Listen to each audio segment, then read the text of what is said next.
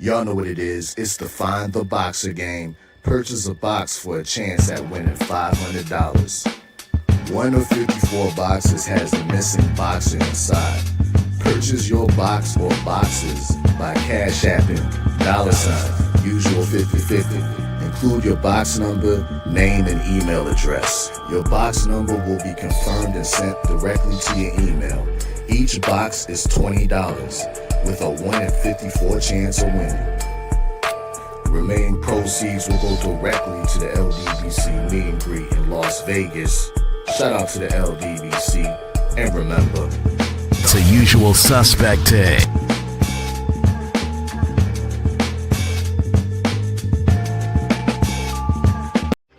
Y'all know what it is. It's the usual suspect 650-50 draw. Buy your tickets now for your chance at winning half the pot. Cash App, $ usual 50/50. Tickets are on sale for $10 for one, $20 for 3 tickets, and $50 for 10 tickets. Put your desired amount, name or alias, as well as your email address, and your tickets will be sent. We announce the winning ticket numbers every other Friday on Supreme Beats Boxing Talk Bullshit on the Beltway, 8:30 p.m. Eastern Time. Remaining proceeds will go directly to the LDBC meet and greet in Las Vegas. Shout out to the LDBC, and remember, it's a usual suspect day. Push the weight in no flex. Flex the livest one in the section. Fit the runner, boy, you nigga, no question. You would run a motherfucker high stepping. Hey, you never had a big enough weapon. Motherfucker never learned your lesson. I'm an 88 pack nigga. I'm an 88 pack nigga. I mean, day walker, drink blood, trains out, full moon, motherfucker change like a hoe, nigga. I'm just a nigga from the hood trying to stack a little cheddar for the.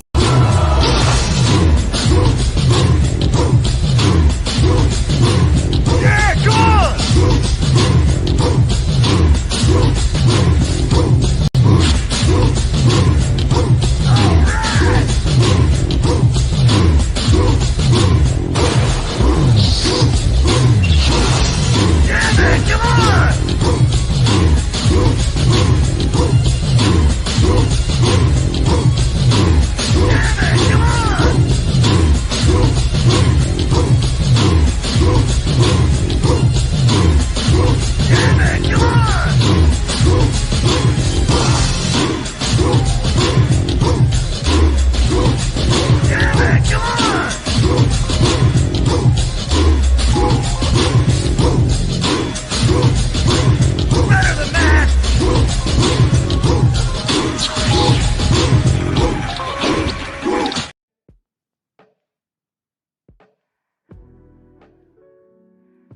Yeah, buddy.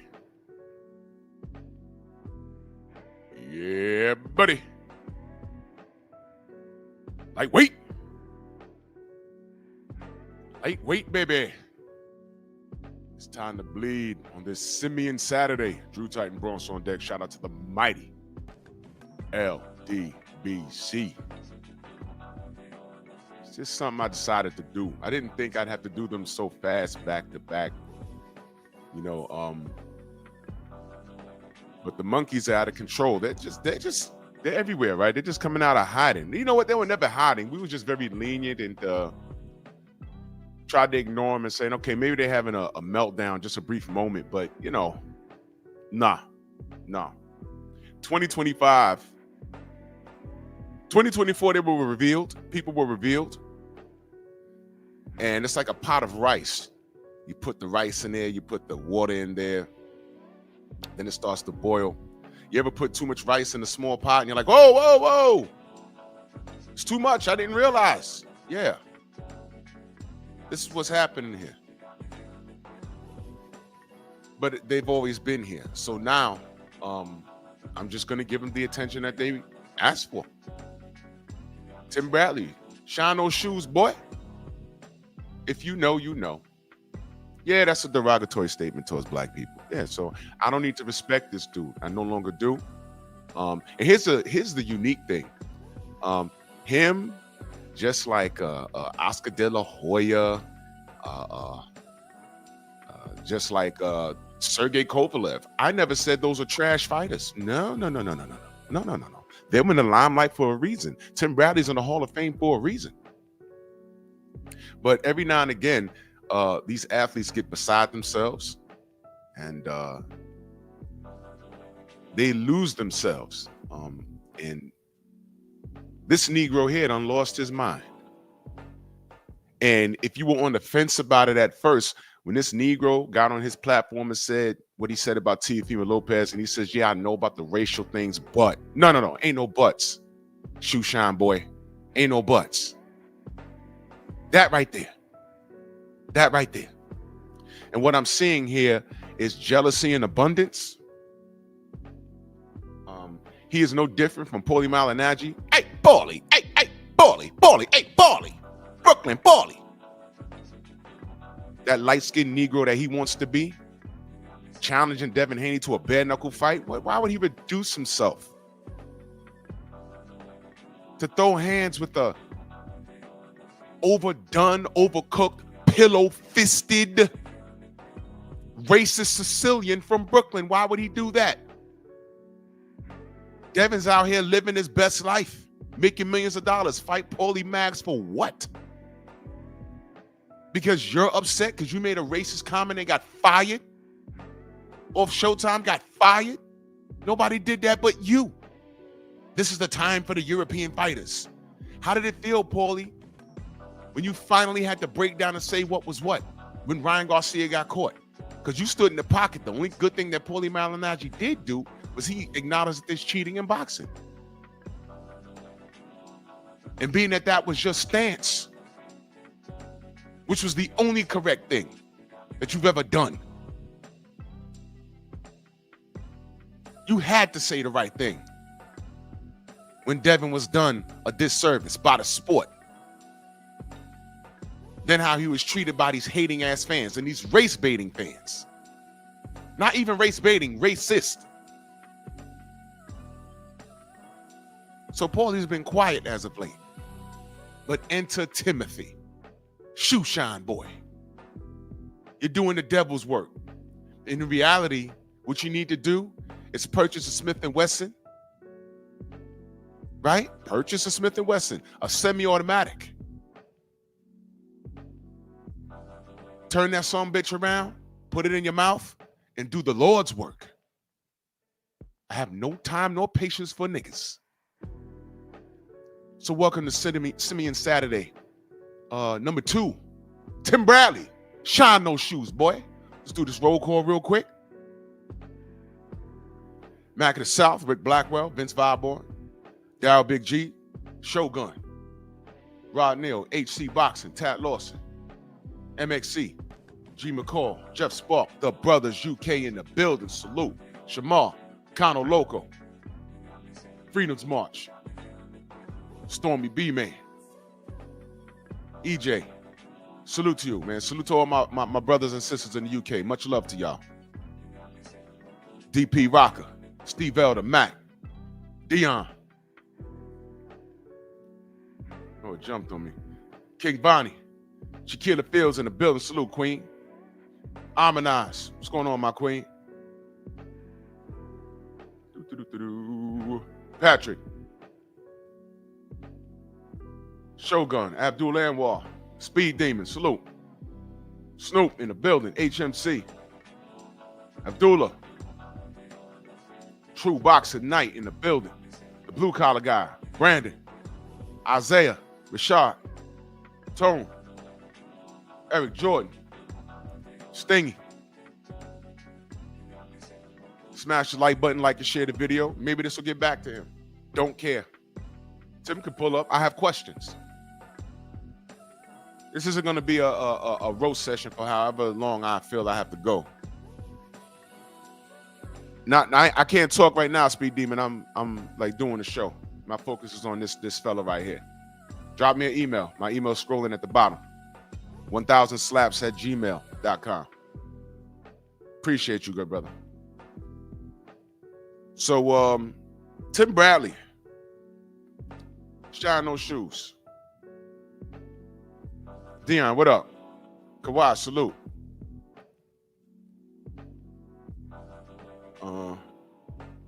Oh man, salute to you, Elliot. Salute to you, man. Salute to you. Salute to you, man. That's a blessing, man. That's a blessing, man. Much love, man. So if y'all don't know, some of y'all are young. Y'all don't know, but that term shine or shoe shine, it's a racial slur towards black people. It was around during like the Jim Crow era.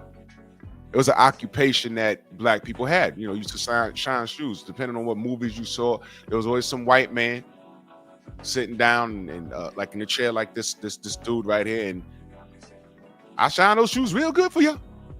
Or now put the foot right there and start shining shoes, man. And that was an occupation. Black people were servants, shine shoes. We were porters, doormen, and we'd be standing there in uniforms. And then next thing you know, you ask the person a question, and the buck dance language starts. They're standing there looking professional. Like, yeah, Harv, come over here. Yes, boss. Teeth all messed up. Did you see that car pull up there? That's right. He just pulled up there. That's Tim Bradley.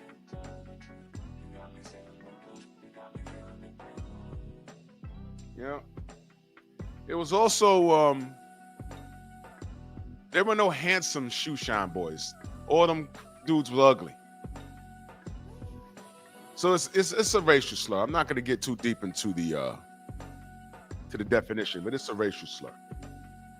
That's why I chose it on this Simian Saturday. We'll call it how it is. So I was thinking, what is wrong with Tim Bradley? You see, when you look at his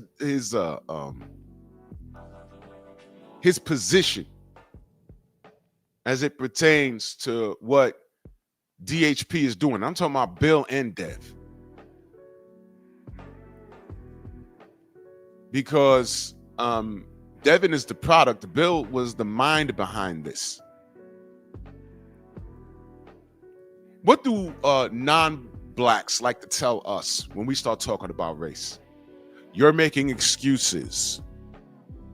This isn't Jim Crow. Paulie Mags. Hey, Paulie. He told us systematic racism doesn't exist. You know why he said that? Because there's a lot of successful black people there. But the fact that there's a spotlight on those successful black people, that exposes racism in itself. You understand?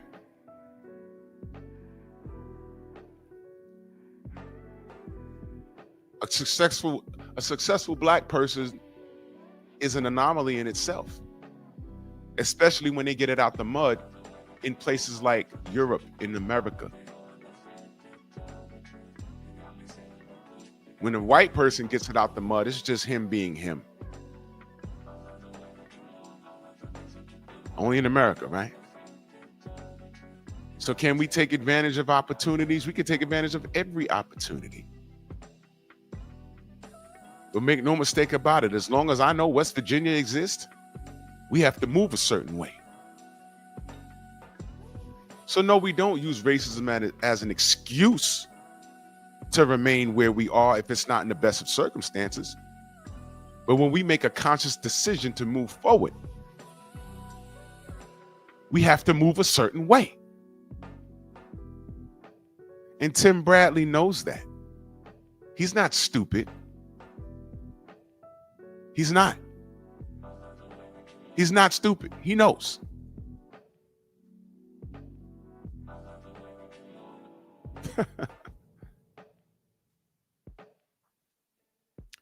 Want to know how I know that's true?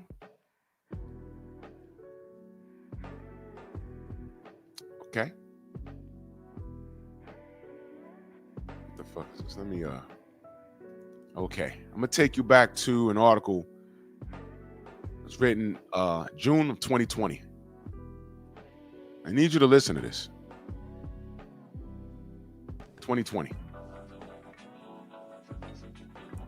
Timothy Bradley is a two-division world champion who defeated Manny Pacquiao and successfully transitioned into commentary as part of ESPN's boxing broadcast team. But despite his success in and out, what the hell? Come on, man. Get out of here.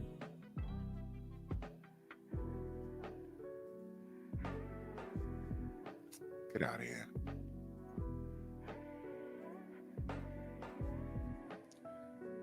This thing shot. I'm trying to read this damn article. All right. I'll pull it up on my phone because it's being ridiculous. Give me 1 second, y'all.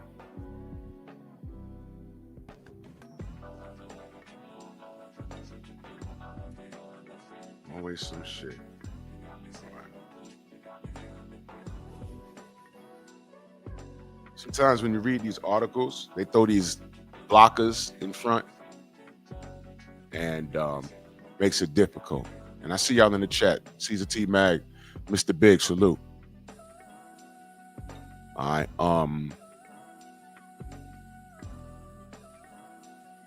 right. So it says, but despite his success in and out of the squared circle, the 36-year-old isn't immune to racism.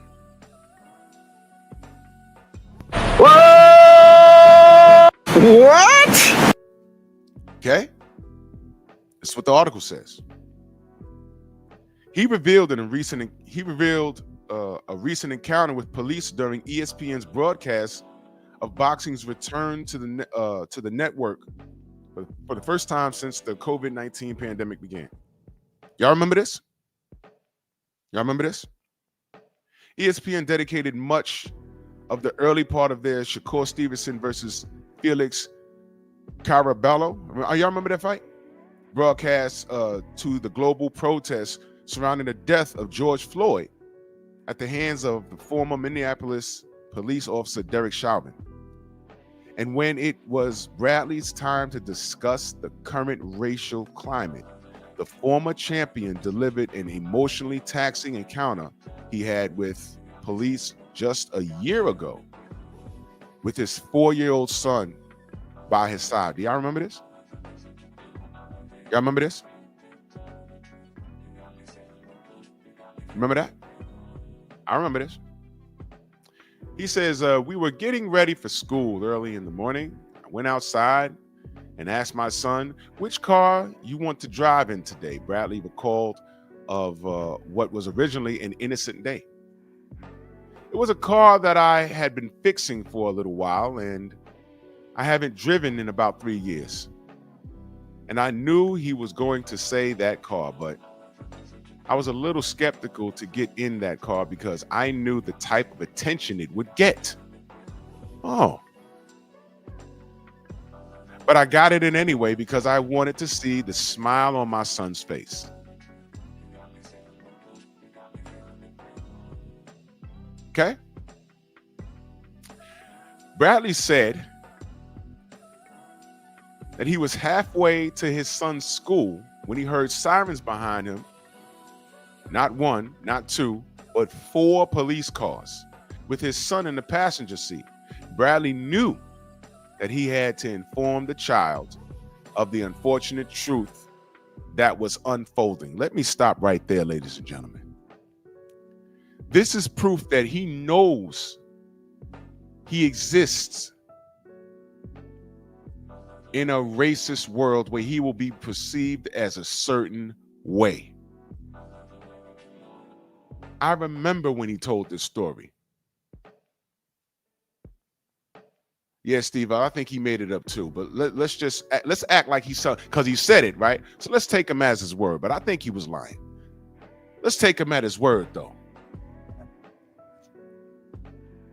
Knowing that this happened to him, why would he take the side of Teofimo Lopez? There go my brother, fool-ass Earthman in that super chat. Much love and appreciation, good brother. You fool-ass Earthman. Salute to you, good brother. Much love and appreciation. Thank you so much. Thank you, brother. Brother Reef, salute. I see you, Copper. I see you. Joe, what up? El Hitman, what up? I remember this. But you know what they say about a lie. A lie never really took place, so it's not embedded in your mind. If you tell a lie, you have to remember exactly what you said when you said it and the particulars, because it'll come up again. Case in point, if you lie to your lady, if you had an appointment with her and you ain't show up or whatever, you couldn't do it, and she asked you why, and whatever it is you tell her, remember that, because 5 years later, it will come up again. Oh yeah, like that time when we had to go to that place and you couldn't come because you said you was where again? Yeah, all right. Better remember. Because if you said, oh yeah, well it was that Tuesday and had to go, no nigga, it was Wednesday. You know it was Wednesday. Yeah, bro, she gonna get you.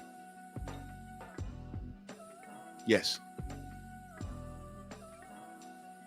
I'm willing to bet if you ask him about this story, there'll be some particulars that'll change. So he said, I looked at my son. My heart was pumping 100 miles an hour. Bradley said, I told my son, look at me, do exactly what I tell you to do right now. Don't say anything at all. Keep your hands up high. Keep your hands up high. Now, this is a man that done beat Manny Pacquiao, decorated boxing career. He was already going to the Hall of Fame.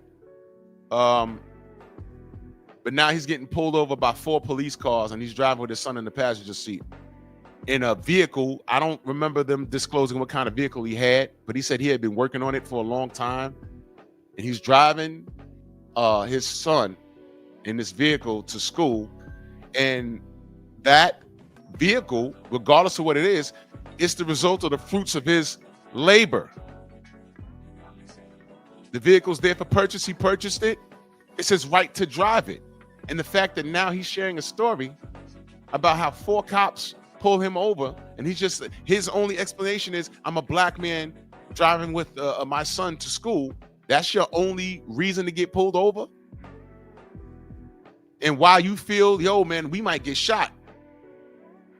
We might get shot, so you got to chill for a minute. I got you, True Boxer. Now, give me a minute. Give me 1 second. Thank you so much, brother. Give me 1 second. The fact that that's happening, the fact that he told that story, what does Paulie have to say about that? What does Paulie have to say about that? White people don't go through that. They get pulled over, but they don't go through, oh, I'm going to get shot now. They don't go through that. That's us. Systematic racism? No, we don't have access to the same opportunities. We'll end up there, but we have to move and shake a different way. But Paulie will tell you that that's not true. It 100% is true. Detroit, salute. It's 100% true. I already explained to y'all, I already proved to y'all. There's a racist thought process as it pertains to all black fighters, historically. The same things that are said about us are not the same thing that are said about other fighters. When the other fighter could be behaving in the same way in the goddamn manner. For example, Lomachenko is speed and angles.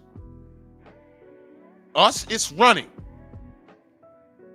See what I'm talking about? See? How many times you heard anyone say that Paulie Malignaggi had pillow fists? His KO ratio is low. Look it up. His KO ratio is low. He had balls. He got in there with a lot of people, but there was never a threat of him knocking anybody out. Never. Nobody said he had pillow fists. You know what I heard? Oh, he got fast hands. And I'm out here in New York. Oh man, Paulie got the fast hands I've ever seen. I saw him train in the gym before he blew up. I was like, oh yeah, the kid's pretty fast. But when he was hitting that bag, it wasn't cracking like that. I said, oh, he's fast. Yeah, he's like the Italian Hector Camacho. I said, don't put that on him. Camacho had issues. Don't put that on him. This was way back before Paulie blew up. And when he turned pro, he couldn't bust a grape. He had a couple of knockouts here and there, but no. But no one said he had pillow fists. Never even crossed your mind. Never crossed your mind. See that? But as a commentator, he gets to do, well, he thought he got to do and say whatever the hell he wanted to say.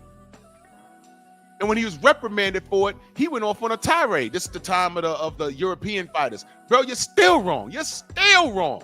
As a matter of fact, when you say European fighters, he was thinking of the white men. Yeah, there's a few dangerous European fighters. Let's see. Fabio Wortley. What color is he? He ain't white. Daniel Dubois. What color is he? He ain't white. Anthony Joshua, when he was coming up, he ain't white. You see what I mean? Watch what you say, bruh. Oh, yeah, you know why I'm calling him bruh? White folk look funny with cornrows in their hair. I'm just saying. It looked funny to me. But he wore them. He used to wear the baggy boss jeans. I used to see him in BK. He was dressing like who? Us. Ask him what and he speaks full. He's Sicilian. He's not Italian. He's Sicilian. He's not Italian. You understand? Yeah, word, G. McCoy. Yo, player. So everything we do that's popular, he took advantage of. Or he assimilated. But he didn't want to be too black. Trust me. Him and Adrian Broner was even fighting over a girl. Stop it, bro. All of his most popular fights weren't against other white fighters. It was a couple of Mexicans and the rest were black. Stop it, bro. And one Puerto Rican. Cotto whooped his ass. Good morning, General. Salute to you, man. Much love and appreciation. I trust you had a great birthday. Happy 25th birthday. Yes, sir. I'm going to get to the Cash Apps in 1 second. Give me 1 second, fellas. So he said, keep your hands up. He's scared for his son. He said Bradley was overcome with emotion while explaining the encounter on the broadcast, although the officers eventually let him go because, as he explained, they figured out who he was. He was tasked with explaining to his son what happened. Now, let me stop right here. Let me stop right here. If you know you exist in a world where you have to do that, you have to explain this to your son, because your son is now, what, 5 or 6 years older now. I don't know how old his son is. He's probably driving. He could move and shake on his own. But it was at that moment. I don't know why you didn't explain it prior. I don't know how old his son was at that point. But if you know you exist in a world where you have to explain this to your son, why would you play ignorant when you hear Teofimo Lopez say what he says? Why would you do that? Jamal Charlo, you and your stupid ass brother, y'all are legit one and the same. Y'all share the same DNA. Race don't matter. Skills pay the bills. You came right to my city and cried racism. What the fuck is wrong with y'all?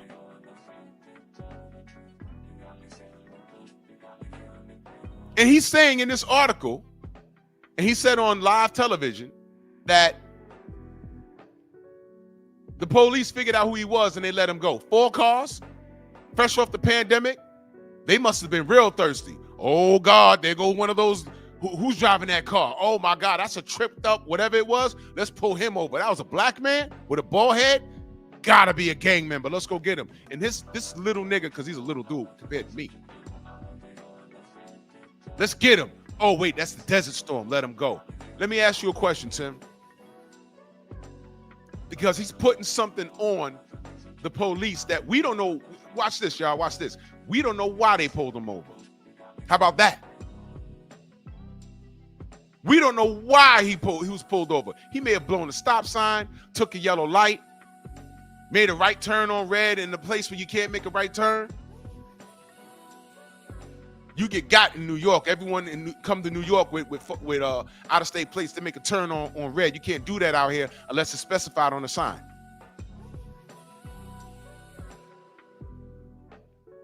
For all we know, you talk to one of the cops that pulled him over and say, wait, did he tell you that he was doing 80 miles an hour? And when we talked to him, we was like, why was you speeding? He said, oh, shit, I ain't drove this in a long time. My son going to school. All right, we're going to let you go with a warning. We know who you are. But did he tell you he was speeding? We don't know why he was pulled over. How about that? Now, if I say that, when this happened, if I got online, I got on Twitter and said, yeah, Tim, but we don't know why you was pulled over. All of a sudden, I'd be called a coon, wouldn't I? Why you got to take the law enforcement side? You know how they do. You know how they do. And I do. But you know what? What I said is real.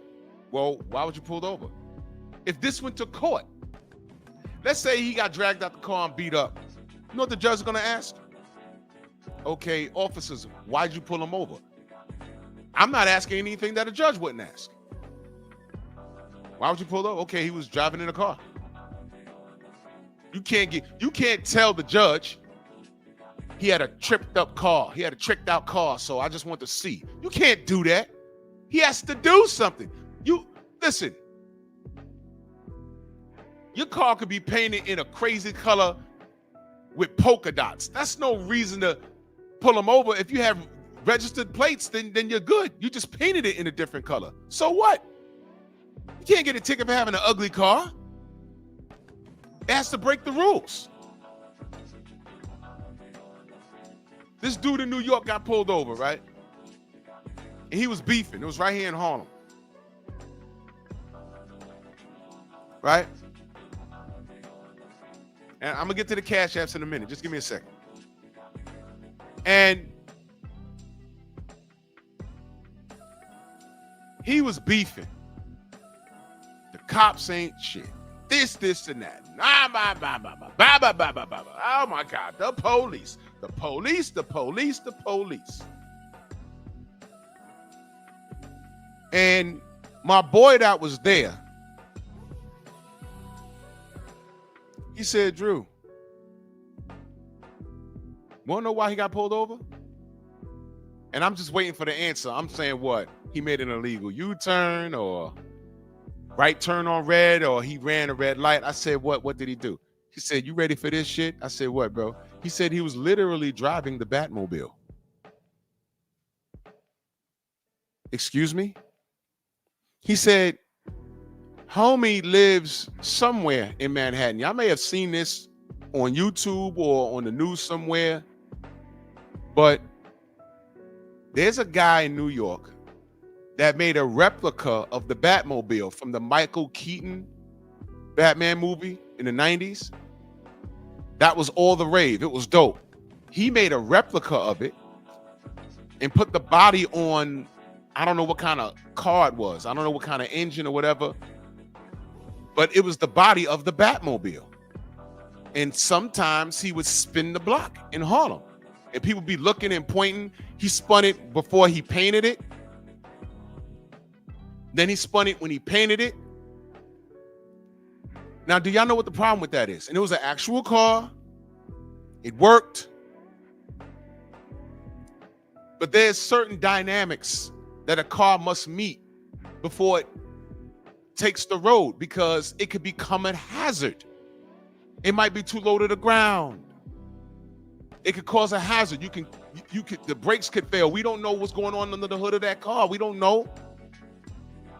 Cars have to be registered and okayed by the Department of Motor Vehicles. Okay, this is a safe enough car to be on a road. You don't know what that car is. You don't know if it's a Toyota, a Nissan. Can it pass the state inspection? We have rules here. Rules. So this day in particular, he spun the block And where normal beat cops walking up and down the street, they're looking like, oh man, that's that's cute, whatever. But they're on patrol, they don't care. They're like, oh, okay. But you know what happened this particular day? One of those highway patrolmen got off the West Side Highway, was going from the west side to the east side, and saw it, and it had no plates or nothing. Whoop, whoop, pulled him over. And all he said to him was, yo, hey, guy, this is nice, but is this registered? Oh, man, why are you always pulling over the black man? Oh, and here's another thing. He said when he's fussing with the cop, he had the whole goddamn Batman mask on. It was the strangest thing. And I'm like, he argued with the cop, and guess what? The cop still didn't write him a summons. He said that he was beefing out loud, people on 125th Street. Oh, man, let him go. He always just spins the block or whatever. And the cops, sometimes the police just say, you know what? It's not fucking worth it. It's not worth the headache. I'm just letting them know that you can't do this, man, because an asshole. But watch this. I was about to say an asshole cop will write him a summons and tow the car. He would be within his right. But watch this. Is he really being an asshole? Or is he doing his job? What happens if he's driving that Batmobile and the brakes fail and he run over somebody? 125th Street in the summertime is crowded. What happens if the engine stalls? Now he's in the fucking middle of the street. Traffic, he's holding up traffic. Anything can happen. So he was just letting him know. And watch this. Maybe he wasn't know. Maybe he just didn't know. There's grown folk walking around here breaking the laws every day. I don't know. Case in point. The first time I went to Los Angeles, I was down by the Staples Center. Light turns red. I said, I'm across the street. I run across the street. I notice I'm the only nigga in the middle of the street. Everybody at the crosswalk. I got to the other side of the street. I don't know where this cop came from. He fell out the sky. He said, hey, can I talk to you? I said, uh-oh, it's LAPD. We heard stories. We've seen you, motherfuckers. I went over there. Yes, sir. He said, you know why I'm talking to you? I said, nah, I don't know. He said, say that again. I put my hands up. I said, I ain't saying anything, sir. He said, no, I hear your accent. You're not from out here. I said, nah. He said, you from New York? I said, yeah. He said, okay, let me tell you how it goes out here, because you don't know. I know you don't know. He said, you just jaywalked. And I said, you know something? When I got here, I noticed I was the only dude running across the street like that. He said, yeah, we take it serious out here. I said, thank you. And we dapped it up, and we actually had a conversation.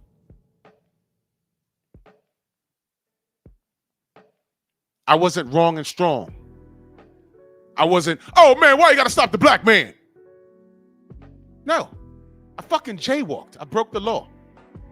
And he let me off with what they call a warning and admonish. And that was it. But you know what happens with a lot of niggas? They talk themselves into a summons, and they talk themselves into getting locked up. So the highway patrolman, as it was witnessed, the highway patrolman said, hey man, look, you can scream and holler. I'm not wrong. You out here, you could kill somebody. Look, man, go park it. He just ended up telling me, look, here's what you're gonna do. Since you got an attitude and everything else, take this shit off the block. Wherever you live, take it home. I don't want to see it on the block no more. Now everyone said, oh man, the police always fucking with people, he wrong or whatever. No. He wasn't wrong. He was right.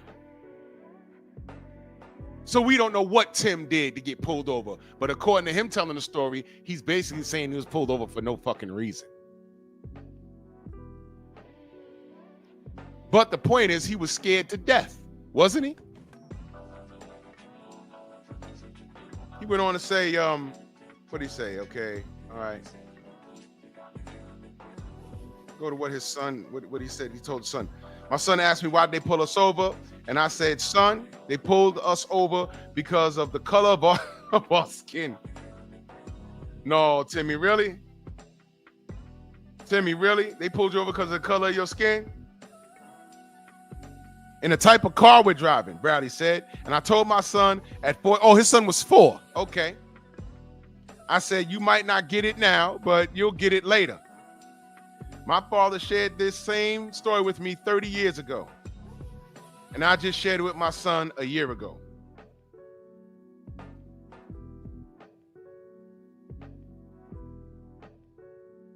Okay.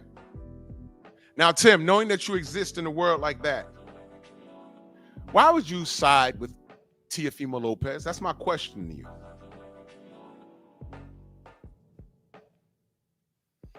And salute to True Box tonight in that Cash App. Much love and appreciation. He says, for being awesome at what you do, man. Thank you so much, good brother. I'm just adding to the machine, man. Thank you so much, brother. It means a lot to me. It really does. Thank you. And so, salute to my brother, Eric Jordan, in that Cash App. Much love. He says, Tim Shine and Miguel's shoe to get clapped. ¡Ay, Miguel! ¡Miguel! Oh, you know what follows after that. Bukaki. Salute to you, Eric Jordan, man. Back in that Cash App. He said, Coon Bradley can't funk. With what? Y'all already know. The Ninja Sword. Give power to my nigger sword! Salute to you. I don't know who's at my bell at 10:15 in the morning, but you didn't call, and that's a nice way to get your ass kicked. Don't you ever show up to my place unannounced.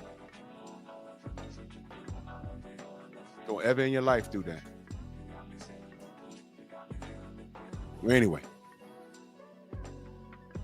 So I shared that story to let y'all know Timothy, he absolutely knows what racism and bigotry is. He absolutely knows what it is. Derek Gaines, the legend. Salute to you, brother. Yes, sir.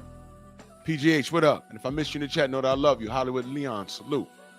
He absolutely knows what racism is. He knows what fair play is or unfair play. Would you like another example? I'll give it to you. WBO concludes Manny Pacquiao topped Timothy Bradley, but Bob Arum still wants an investigation. I remember when he beat Tim beat Manny Pacquiao the first time. Y'all remember the shitstorm that followed? Check this out. You remember this? This was from 2012. 5 independent judges hired by the WBO became the latest to conclude that Manny Pacquiao defeated Timothy Bradley when they fought for their welterweight title June 9th in Las Vegas. WBO President Francisco Paco Valcarcel announced on June 13th he would have a panel of what he called 5 international judges review the scoring of the highly controversial bout.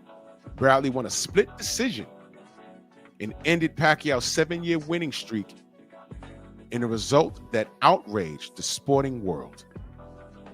Even Senate Majority Leader Harry Reid, Democrat, Nevada, said he thought Pacquiao won the fight. Bro, did you hear what I just read to you? I remember, I was not online back then, but I remember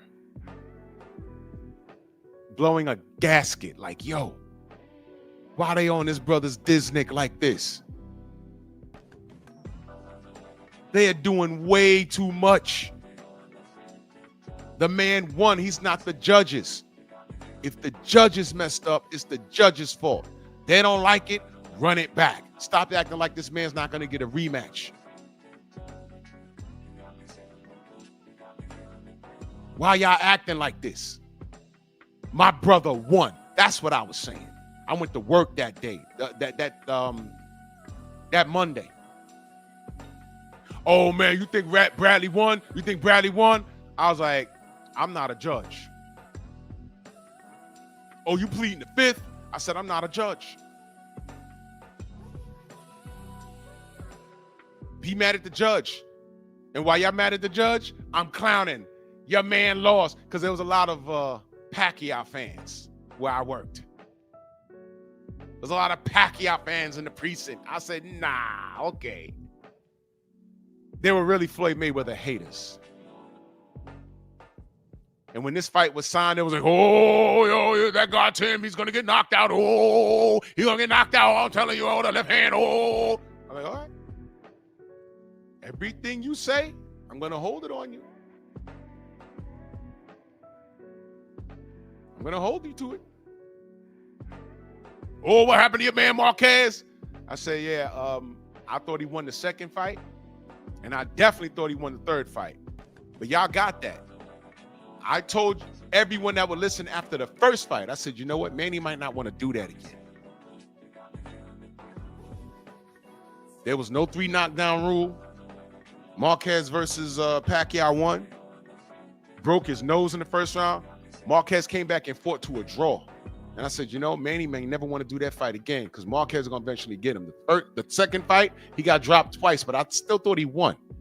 But you can't unsee those 2 knockdowns. I gave him that. That third fight, clearly Marquez won. I said, I ain't going to argue with y'all because y'all casuals. I'm not going to argue with y'all. But I'm telling you, they have a draw and Manny won twice. Don't do it again. And instead of fighting Cotto in a rematch, and instead of fighting Floyd for that $40 million flat, he fought Marquez a 4th time. And I told him, I said, yo, this is it. I'm telling you, something bad gonna happen to your boy. He should have stayed away from this dude. Then I found out about the drug testing, because by then OSDT was hot in the streets and Manny's KO streak stopped. And I said, something bad gonna happen to your boy. And that Monday I came to work. I was like, oh, what happened? Oh, what happened? Yo, man, that's bullshit, man. He was on steroids. I said, he wasn't caught. I said, give it about a week or 2. We'll see. Nothing happened. He may or may not have been juicing. Hell, I mean, look, I'll say this. Juan Manuel Marquez had a lot of back knee. I picked that right up. I said, ooh, uh-oh. But you know why Manny Pacquiao didn't harp on drug testing? Why do you think? Because he was so resistant. Drug testing was why he didn't fight Floyd Mayweather, which is what I've been saying. Remember, to be the best, take the test? But it's Floyd Mayweather, and he was black. And it had a lot of niggas on that side of the fence. Brittle hands. He's a runner. Calling him gay runner. Remember that? All over the internet. Gay runner.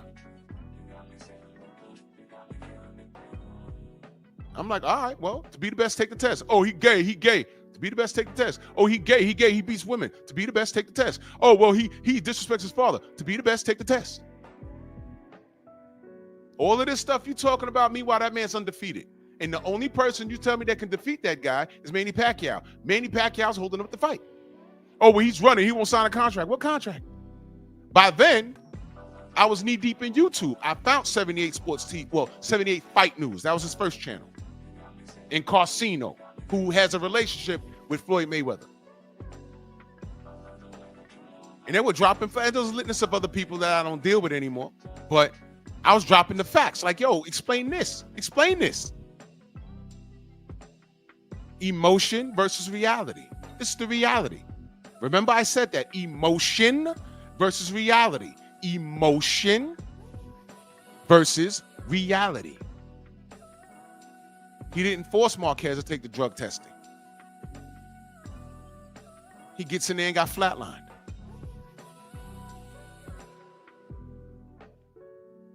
And I came to work, and all they could say was, yo, come on, man. You act like Floyd Mayweather did it. I said, please don't act like I'm not a supporter of Marquez. Because every time they fought and Marquez was on the losing end, y'all came in here and y'all got on me about it. And I could take it. I'm a grown man. I said, man, he looked like he died over the weekend, and y'all in here like he died. Y'all have thought one of us got shot while performing our duties. What the fuck is wrong with y'all niggas? I mean, seriously? You should have saw the mood in the locker room because they knew I was coming to work.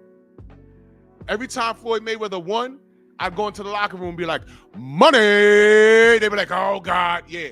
Yo, but he ran. He can't get no knockouts. Hey, okay. He won, though. He's trash. Tell Manny to fight him then. Well, he's running. He's ducking. How do you know? Then I hit him with the facts. All he got to do is sign. I was so glad when Floyd cornered him in Miami during the Heat and Bucks game. Cornered him. Oh, yeah. When Marquez knocked him out, their only comeback was, why you acting like Floyd did it? No. But my boy Marquez did it. And y'all know I'm a Marquez fan. Y'all know that. Y'all got to eat that. Then when they finally fought, yo, come on, man. Manny was washed up already. You see, so my point is, Tim, you can do no right. These motherfuckers had a whole panel voting on that first fight with Manny. And I said, I'm standing in the pocket for my brother Tim Bradley. That's what I said. That's what I said.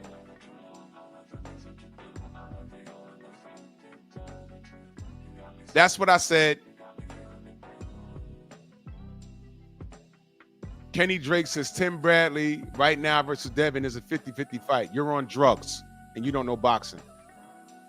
So sit back and enjoy the show, because this is really not about Tim versus Devin. It's not about that.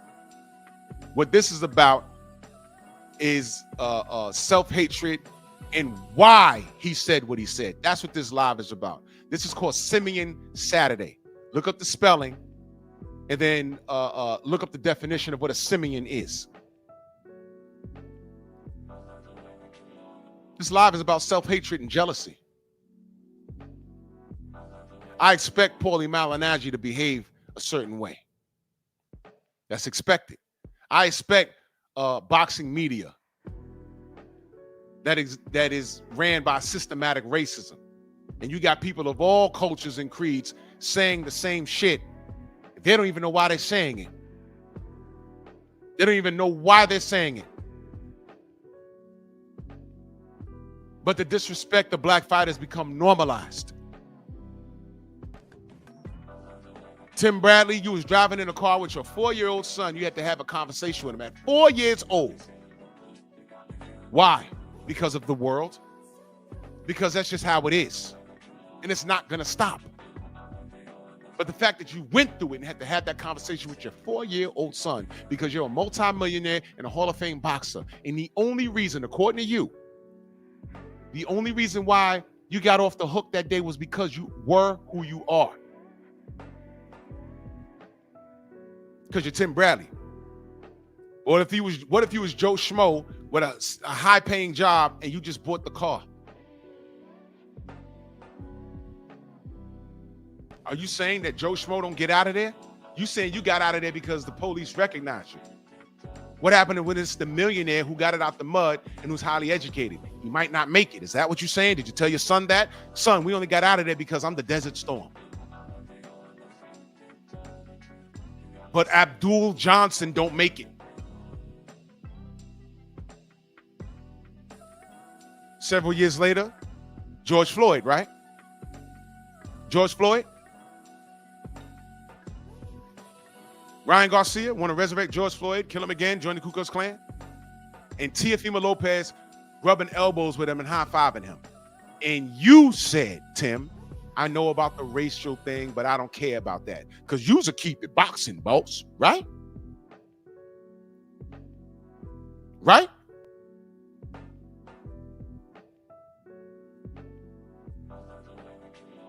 Okay. The reason why I brought up Paulie Malignaggi is because, he was so in his feelings that he literally wanted to fight Devin Haney in a bare knuckle fight. He didn't say, hey man, I can still make it in the ring, bro. I'll fight you in the ring. And this is before Turkey Al-Sheikh got into boxing. He wanted to fight Devin. Devin's like, I fight him for what? Reduce my. First of all, I'll fuck him up. All right. Second of all, how I look reducing my brand. It would hurt his brand to go to bare knuckles and fight this dude to fuck him up. They were like, oh, Devin, what'd you do that for? It's Paulie. He's old. He has brittle hands. Then they'll start talking about the negative after he done did it. But when he ignored it, there were people trying to escalate it. But if he actually did it, he wouldn't get no credit for it. And it would hurt his brand. He wouldn't be able to sit there and have a conversation. Well, what did you done, Devin? Well, I beat up Paulie Malignaggi. Who cares?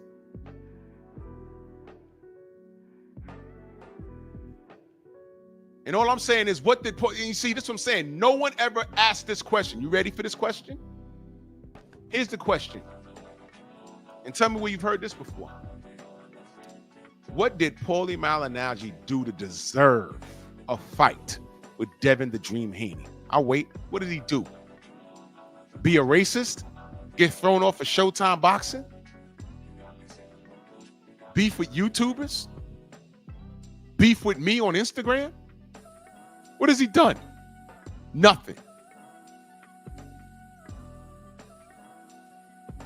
But I heard people say that about Lomachenko. Hey, why don't Lomachenko fight this guy? Oh, he doesn't deserve that fight. What about Orlando Salido? Run it back with him.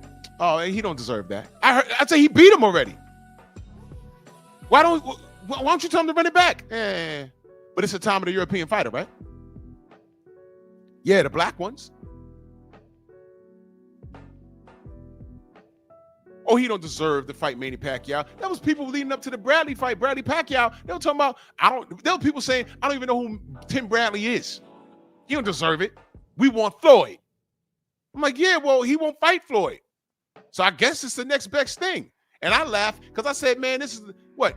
He's finally fighting a black American champion in his prime, and he fucked around and lost. Tim ain't the judge. Why y'all blaming him?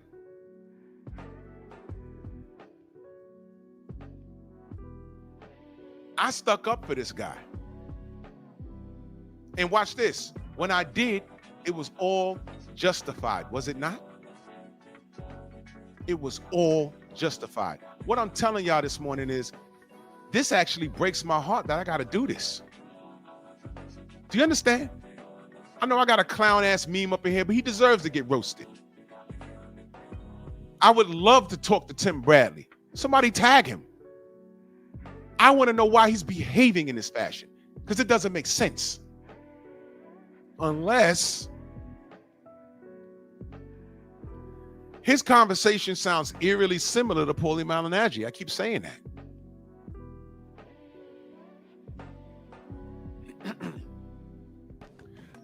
Outside of being a racist, Paulie Malignaggi was jealous. Well, racists usually are jealous. They used to castrate their slaves. Why? Because they landed on the continent of Africa, and it's like, why are these niggas' dicks so big? On average, they're hanging 9 inches. What the fuck is this? I can't bring this nigga home. My wife is already effing the mailman and the neighbor. I got to put up with this. There was no DNA testing back there. None of his kids look like him. I bring this nigga home. Oh, it's over.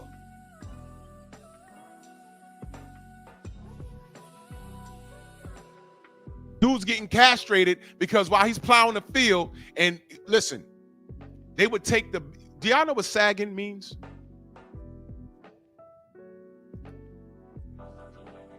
Y'all know what sagging really means? You know, pants sagging? I just put it in the comments section. Spell that backwards. And you see why you shouldn't let your grandkids, your kids, your nephews, your diked out nieces or daughters, whatever, the last thing they should be doing is sagging their pants.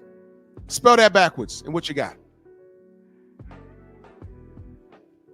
The reason why they took our belts away and let our pants sag while we was in the field was because it was harder for us to escape while pulling our pants up.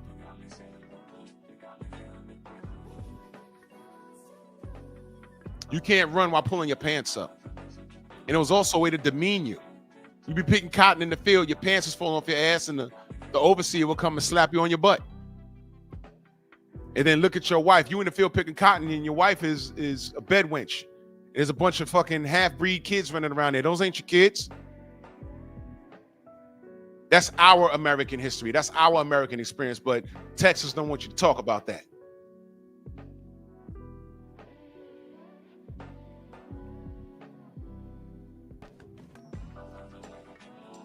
Tim, you know about that? But if Tim was on the panel, He wouldn't want to talk about that. No, I ain't talking about that. No. I don't need to talk about. You need to do that. You need to talk about that. Oh, no, you need to talk about. No. Yes, I do. Because obviously you've lost your way, Tim. This actually hurts my heart that I got to do this. I held Tim to a high standard once upon a time. I held him to a high standard.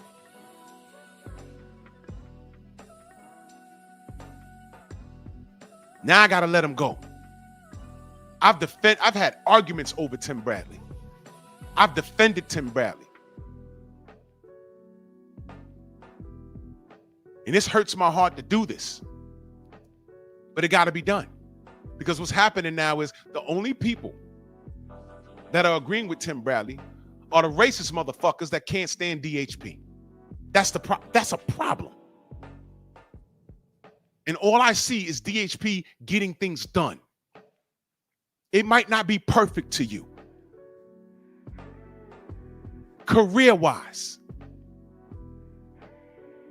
he's doing everything correctly. Do you know what it was like trying to stick up for Floyd Mayweather 15 years ago? Do you know what that was like? Some of you might not remember that. Some of you might be a little young. It was hell. Because every time I tried to keep it boxing, what do you think came up? Him beating women? Him getting arrested? His relationship with his father? It was difficult. Because some of that shit was true. But I said, yo, what kind of conversation are we having? Boxing? Or him as a person? Oh, well, this is why I can't talk boxing, because I'm distracted by what he does outside the ring. I said, okay, well, I'm not going to change your mind about that. I'm talking boxing, though. And I said, when it becomes unbearable, I'll speak on it. When he retired, his behavior became unbearable. And Floyd been a hater. What he did to Bill and Devin, there ain't no coming back for that from Floyd, man. There's no coming back from what he did. There's no coming back from that. That's over with. I'm done. Floyd's another one. I've defended that nigga. But the reality is he's been a hater. Brilliant in the ring. But I could differentiate the two. Brilliant in the ring. But he's a scumbag. Gotta let him go. For Tim Bradley to be behaving in this fashion, it is unbecoming. As a retired athlete, as a Hall of Fame black athlete, and yeah, I'll put that on him because he put it on himself. I just read to you how he got pulled over, and he thought his time was up, to the point where you have to explain to your 4-year-old son what could happen. And yes, they do blick off kids. And for you to take this route and co-sign Teofimo Lopez, as soon as he said that name, see, you can have a personal vendetta against Bill and Dev. I understand. But once you say, yo, I understand the Teofimo Lopez thing, you start standing in a pocket for that guy? Bro. Look, you ain't in the ring no more. You ain't in the ring no more. You in the Hall of Fame. You need to shut up, man. And you need to remain on code. But this nigga right here, you start talking about code, he'll act like he don't know what you're talking about. Dead serious. And what happens is he's on social media now because ESPN is packing up boxing. So I'm going to assume the best about his financial situation. He's touched a few million. I hope he has a decent source of revenue because he has a family. Because he's an asshole, I'm not going to put that on his wife and his kids. They need to be well taken care of. Social media is a great way to go for these athletes, because people listen to them. But he chose a side. And he's not doing this for clicks and views. He's doing this because this is in his heart. And this is disgusting, especially after what he's gone through in his career. Because I was there, Tim, and I defended you, brother. Or former brother. I was there, bro. I was there. And it's disgusting. ATX, salute. It's disgusting. You're disgusting. I expect Paulie Malignaggi to behave the way he did. I really, and you know what? I was about to say, I really thought you was above that. No. I got to stop thinking like that, because it's to the point now where these brothers, it's not shocking anymore when they do things like this. There is no loyalty. You see it right here on YouTube. 1 minute, 2 YouTubers are cool. The next minute, it starts out as a sneak diss, and now there's response videos to them, between them. And it's like, what happened? Hey. The mentality is the same. What makes the Desert Storm any freaking different? This is ridiculous. But I will say this. It has now become typical. Who's next? The Charlos was last Saturday. This hard ER, as Ryan Garcia puts it, and as Teofimo Lopez co-signs it, this hard ER is this Saturday. I don't plan on doing too many of them until somebody does something crazy.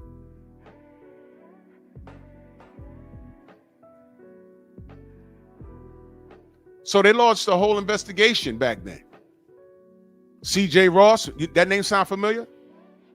Dwayne Ford, they scored it 115-113 for Bradley. Jerry Roth scored it 115-113 for Pacquiao. Now they're saying coincidentally, Ford is a longtime friend of Reed's, the Democrat Senate guy.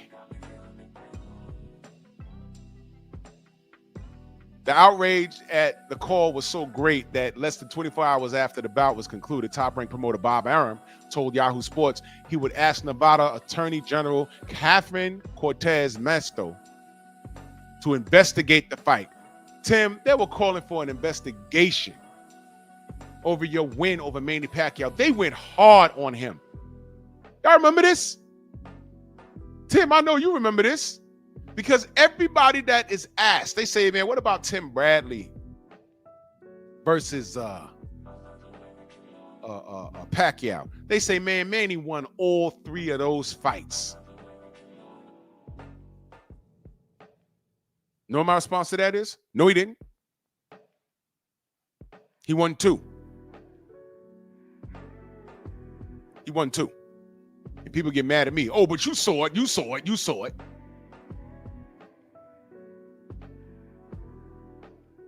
Yeah, I saw it. The judges saw it too. And why is it that y'all can't accept that? Bradley versus Pacquiao won. Why is it that y'all don't want to accept that?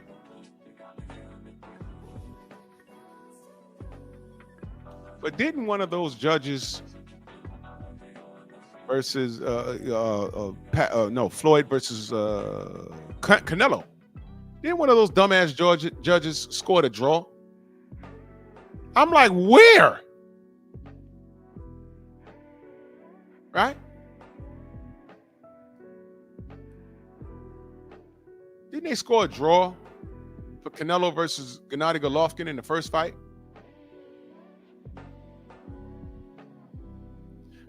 My friends, what I'm saying is bad judging is in boxing. You can change rules and fire judges and everything else. You can do that. But it's going to happen. Your boy Teofimo Lopez says, I don't want to go to Saudi and fight Devin and make $11 million because I'm going to get robbed. Translation. You're in fear because you talked all this shit. You co-signed Ryan Garcia. You talked all this shit. And now the money's on the table for you. And A, you don't want to get your ass whipped. And B, you don't lack the skill set to stop Devin from doing whatever he feels he wants to do. Whether he wants to box you on the outside or trade with you on the inside, the truth is you never wanted to fight that man, because you could have fought that man at least 5 years before Turkey got into the business of boxing. How do you explain the previous 5 years? You clown.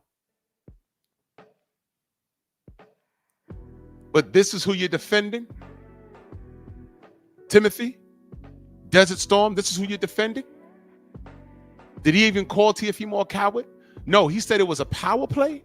I'm going to play for you what he said and salute to Aki TV, because I didn't feel like making it a slide on it, so I'm just going to play what Aki said about him. Salute to Aki. Y'all make sure y'all subscribe to Aki TV. That brother be on it.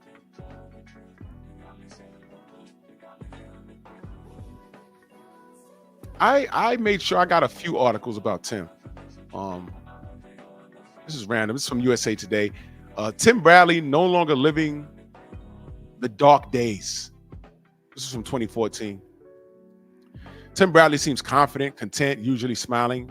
It's a far cry from the Bradley of a year and a half ago. Back then, Bradley was a few months removed from his controversial split decision victory on June 9th versus Manny Pacquiao. That decision spawned investigations, negative stories, a rejudging of the fight by the World Boxing Organization. For Bradley, nasty phone calls, death threats, and constant harassment. Bradley calls it the darkest time of his life. Now, Tim.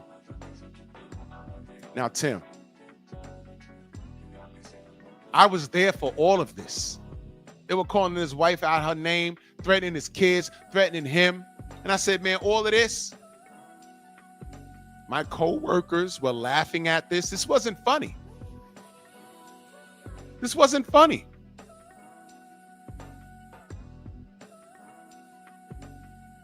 This wasn't funny, man. And now when I go to work and I'm reading this shit, no, they bring my co-workers are bringing it to me. Yo, you saw this? Ha, ha, ha, ha. You saw it? I said, you think it's funny? He's getting harassing calls. I said, his kids are little, man. I said, look, he's not a judge. He showed up to fight. He broke both his feet in the fight. He's not the judge. What the fuck? Why are y'all making fun of this? You see what I mean? Tim, newsflash, you was treated like a black man. Because when you got your hand raised the week prior, my co-workers were crying about it. I said, hey, don't get mad at me. Get mad at the judges. And all of a sudden they became investigators. One of these niggas wanted to make a phone call because his brother was a cop or a detective in Las Vegas. Y'all must see if I can find something. His brother was a cop in Las Vegas somewhere. I was like, are you dead serious? I said, look, this is boxing. This happens. Pacquiao's going to run it back and we'll see what happens. But you know what Tim didn't do? Tim cried about it. He never stood on the square. What he should have did was get loud about it. Look, I ain't no mother effing judge, but people are being racist, calling my house, threatening my kids. F all of y'all. I'm not a judge. When I heal up, we'll run it back and we'll see what happens. But F all of y'all. Y'all threatening my wife, my kids, me. And that was when I was going in on Pacquiao fans. I'm like, yo, Pacquiao's a Christian man. Y'all throw that around. Oh, Pacquiao's he's a good man and he's a Christian. You know how many kids he got out of wedlock? I heard one of his kids out of wedlock got an afro. You know what he was doing? He was fucking some bone Quisha down in the Philippines. That's what I heard.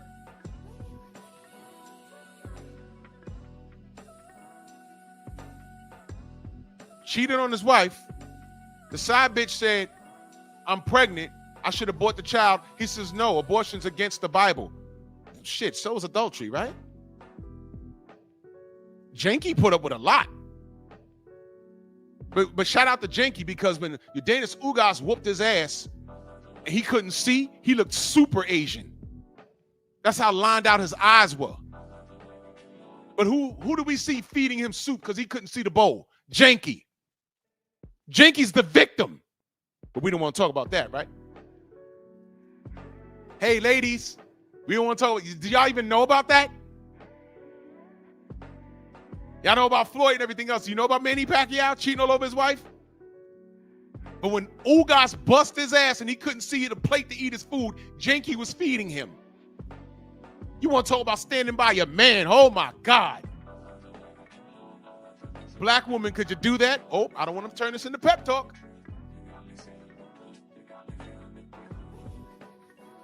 Yeah, she see that, those millions he had coming in. Okay. And guess what? He about to fight Mario Barrios. Janky's still there. She was there for every win, there for every loss. I should do a live about Janky Pacquiao, right? Janky's a real wife, while some of you sisters are just acting janky. Jinky versus janky. You heard it here first. I'm going to do a video on that. Janky versus janky. I'm going to show Janky Pacquiao with her kids. And then I'm going to show how janky these American women act. Janky's a real one. She's a wife and she's a mother. That's it. She ain't twerking online. Y'all can't even tell me how her voice sounds. She's out the spotlight. Do y'all know how LeBron James' wife look? No. She said, look, I cook, I clean. He dunked the basketball. Y'all don't need to know me. I bet y'all didn't know LL Cool J was married all this time. Y'all don't even know how she look. Guess what? She don't look like any of the women that be feeling on him in the videos.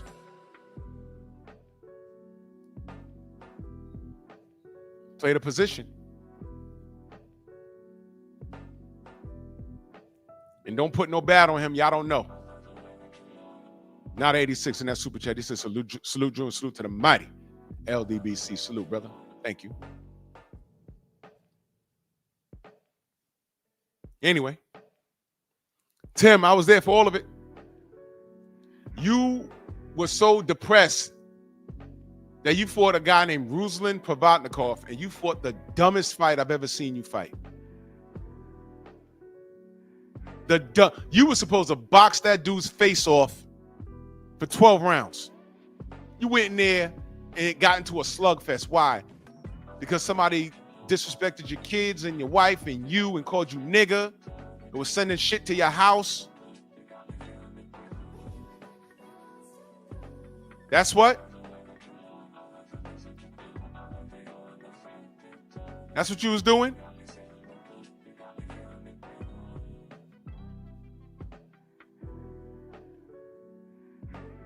That showed me that you're mentally weak.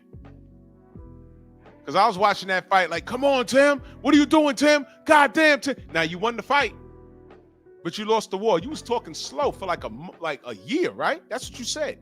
You came back and fought Juan Manuel Marquez and put on a master performance. A master performance. I was proud. And I got so much love. I tell y'all, Marquez is not only one of my favorite Mexican fighters of all time, he's one of my favorite fighters of all time. And you schooled him. I applauded you, man. I said, man, that's the Tim I know. See, that Tim Bradley, Provodnikov couldn't even compete with that Tim. Why did he let his mind get in the way of what he was supposed to do that night? He could have killed himself.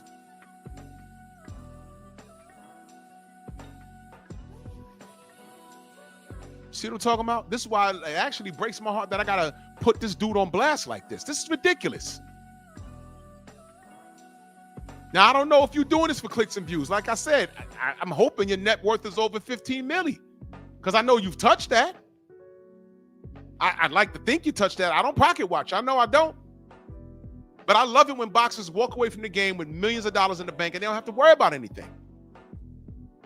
I love that. So if you're not doing this for money, why are you on this side of history? Why are you doing this? Jealousy.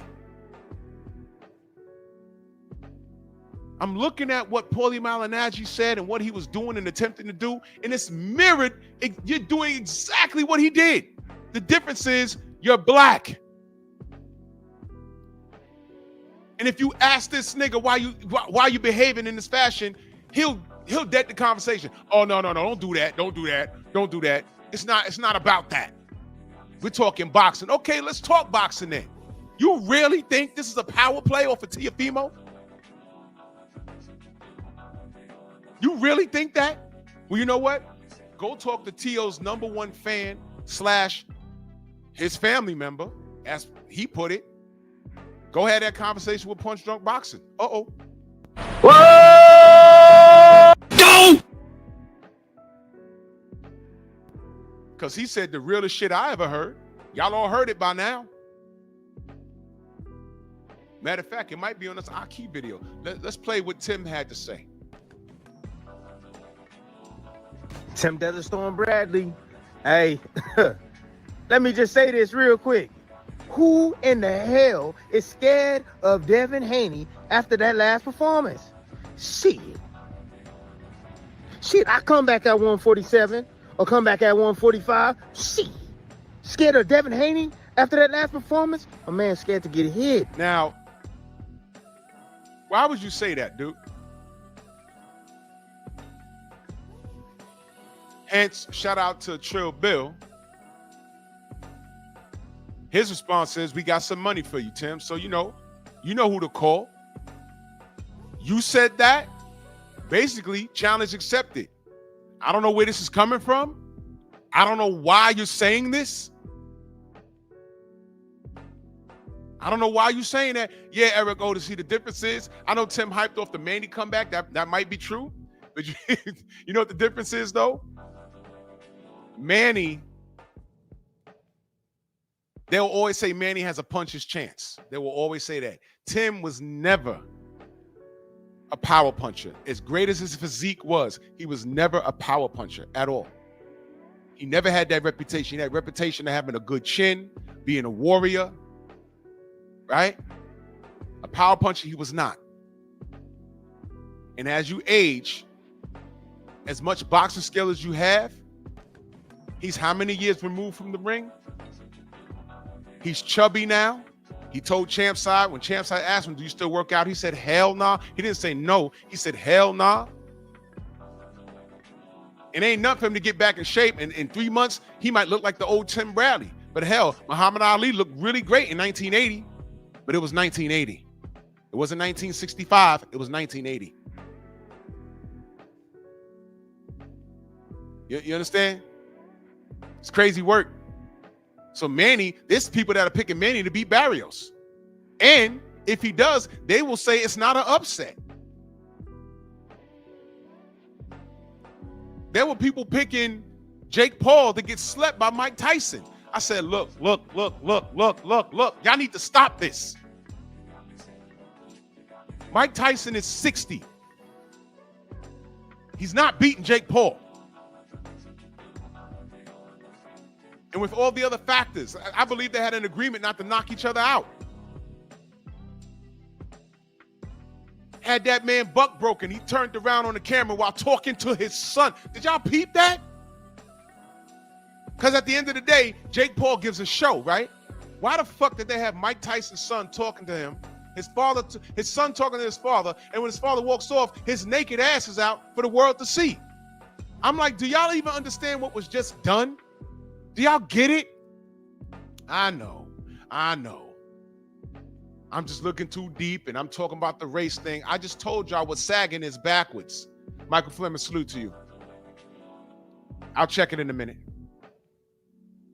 Louis Hanton, salute. If I miss you in the chat, know that I love you. I just told you what sagging is backwards. Mike Tyson just demeaned himself for about 100 mil. All you got to do is show your naked ass and just knock that white boy, not knock that white boy out. 100 mil, what I got to do? Not knock him out, lose the fight, and show your naked ass for comedic value. Do y'all even understand what happened? Did y'all get it or not? This is disgusting.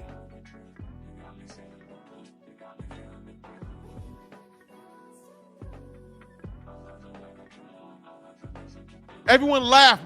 My phone blowing up. Oh my God, you saw that? I said, y'all laughing? And a lot of my friends knew where I was going, so they didn't even respond. Y'all laughing at that? That's funny.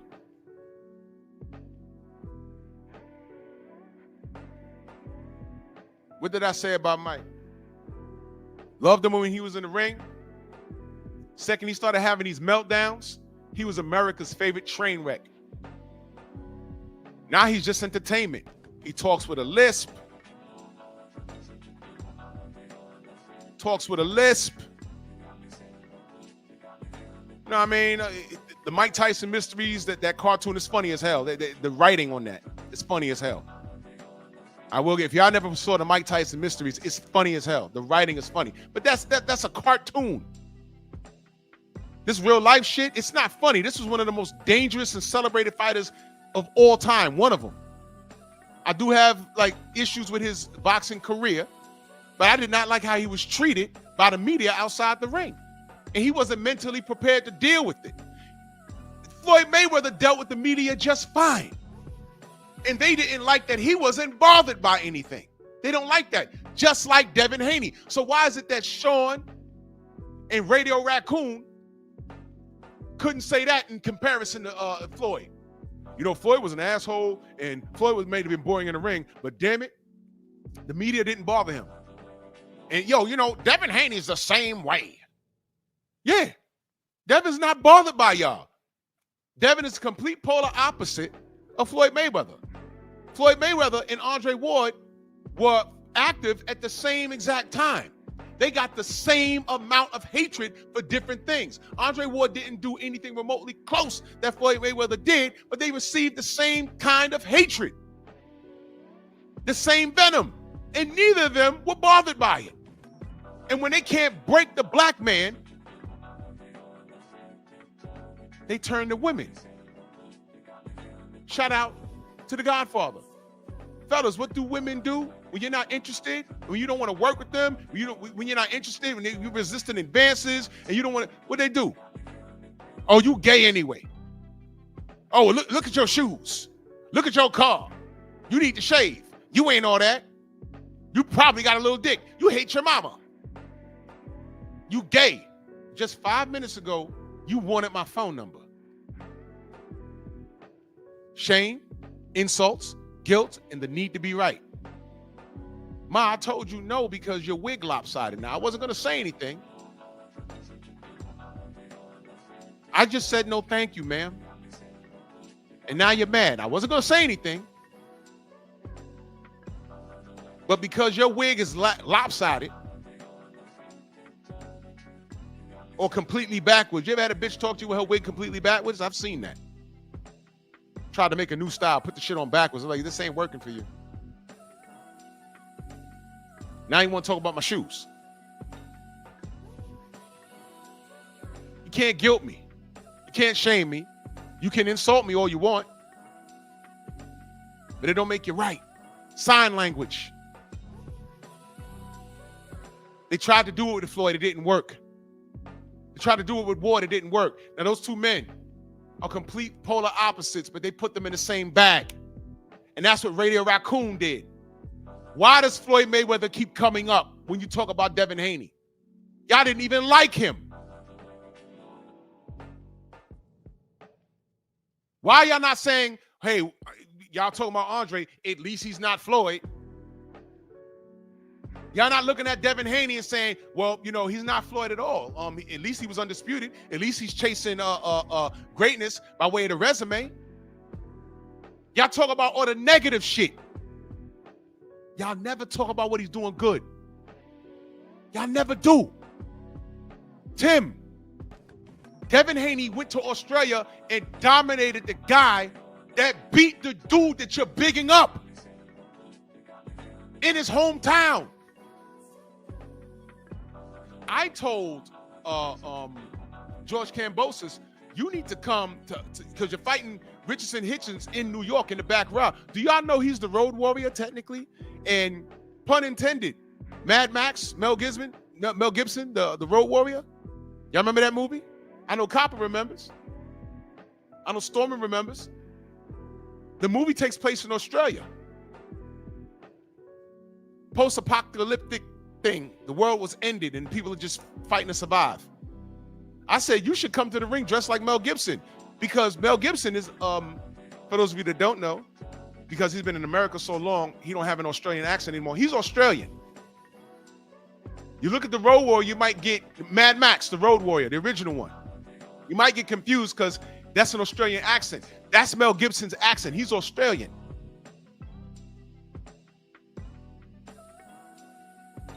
Mad Max is Australian. I told George, you need to show up like that. You know why? He's a road warrior. He beat Mickey Bay on the road in America, in New York.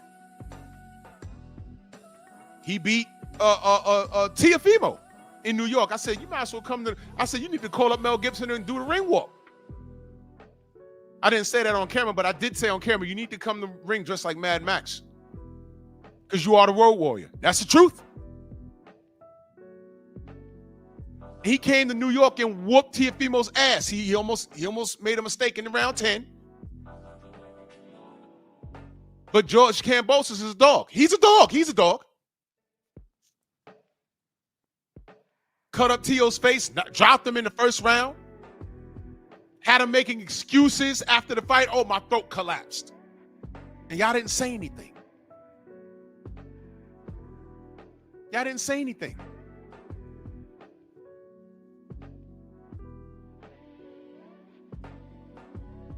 And Devin had to go to Australia against his better judgment. And then when he got to Australia, they held up his cut man at customs. So basically, and they didn't let Bill into the country until the last hour. Of course, that was by design. And Devin went in there and outclassed him.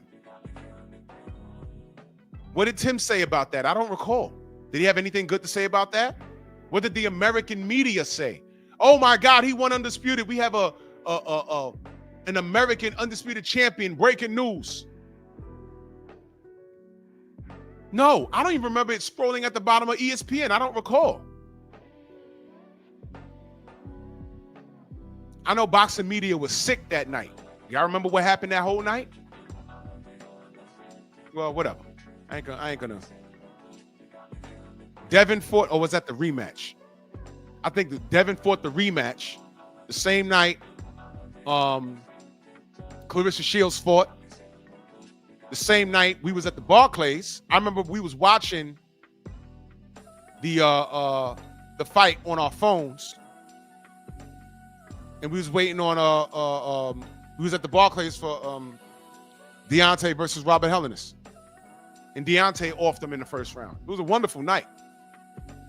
The haters were just all in their feelings.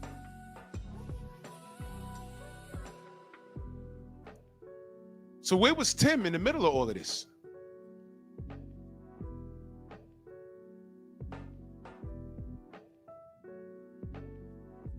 That's Teofimo Lopez, brother. Where are you in the middle of all of this? But you want to take his side? For what? And that's why I say this is jealousy, man. Ward was treated just like Floyd. Tim was treated just like the both of them. How the fuck is Devin getting treated like that? And y'all putting the negative shit on Floyd. And then y'all saying the negative side of Floyd Mayweather onto Devin. It's not even close. And then you're saying he's trying to be like Tank, who hasn't done anything remotely close to what Devin has done in the ring. And then you're talking about his degenerate behavior. Huh? Devin couldn't be Tank if he tried. First of all, his father's in his life. Yeah, Steve L, you was there. And I'm glad you said that, Jarrell. He said Resendez just received a hero's welcome in Mexico. Like he just did something, like he beat an undisputed champ. He received a hero's welcome for beating up on Caleb Plant, right? When Haney got back to America, was there a parade? No. Hey, Devin won. That's it. In other news, oh yeah, Tank Davis, he's going to knock out another ham and egger. Tank Davis not fighting his contemporaries, right? Nothing. Does Devin complain? No. You know what he does? He got back in the gym. We found out that Ryan Garcia cheated. Everyone starts talking about, oh, I can't unseat the left hook. The drugs don't do anything. Now y'all want to act like y'all don't know what drugs do. Let me ask y'all a question.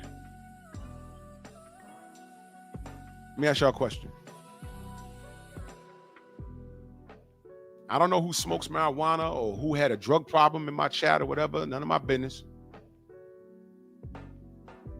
But let me ask you a question. When you see the crackhead rolling in the street and tweaking, is he actually smoking the crack at that moment? Or is he wilding from the crack he smoked an hour ago?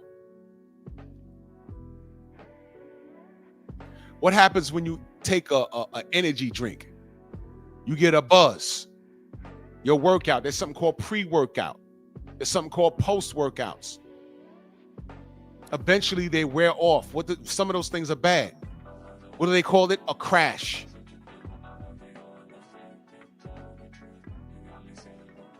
All right, let me put it in the simplest terms, yo, because a lot of people act stupid. Because ostarine, there was only a billionth of a gram, and ostarine is not for boxers, and I don't know what it does. Now watch this, y'all. Some of you old motherfuckers, right? Now I'm gonna talk crazy to y'all.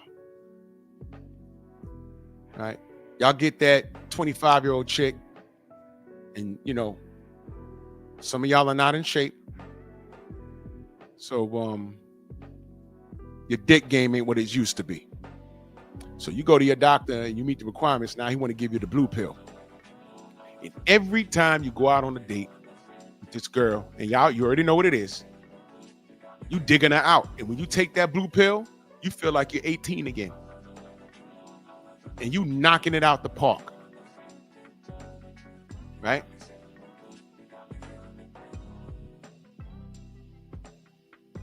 You run out of your prescription. Hopefully you got it prescribed. Hopefully you ain't get it online. You run out of your prescription. And she wants it now. And now you're nervous. It's like, man, I can get up a little bit, but you know,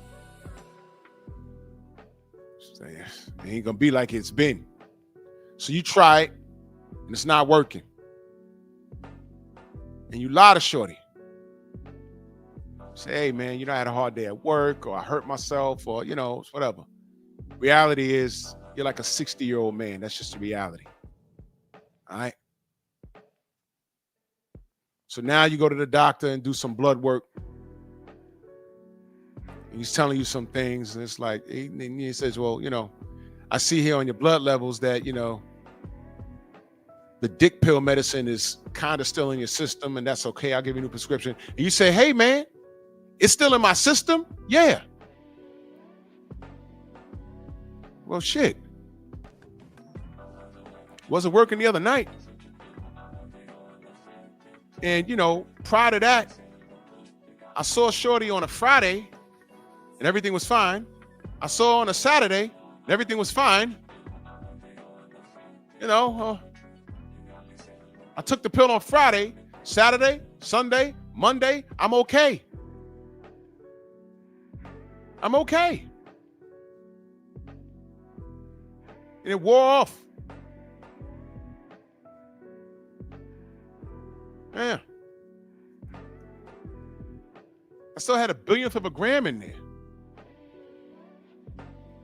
A billionth of a gram. Billionth. Yeah, my tank was full. Closer.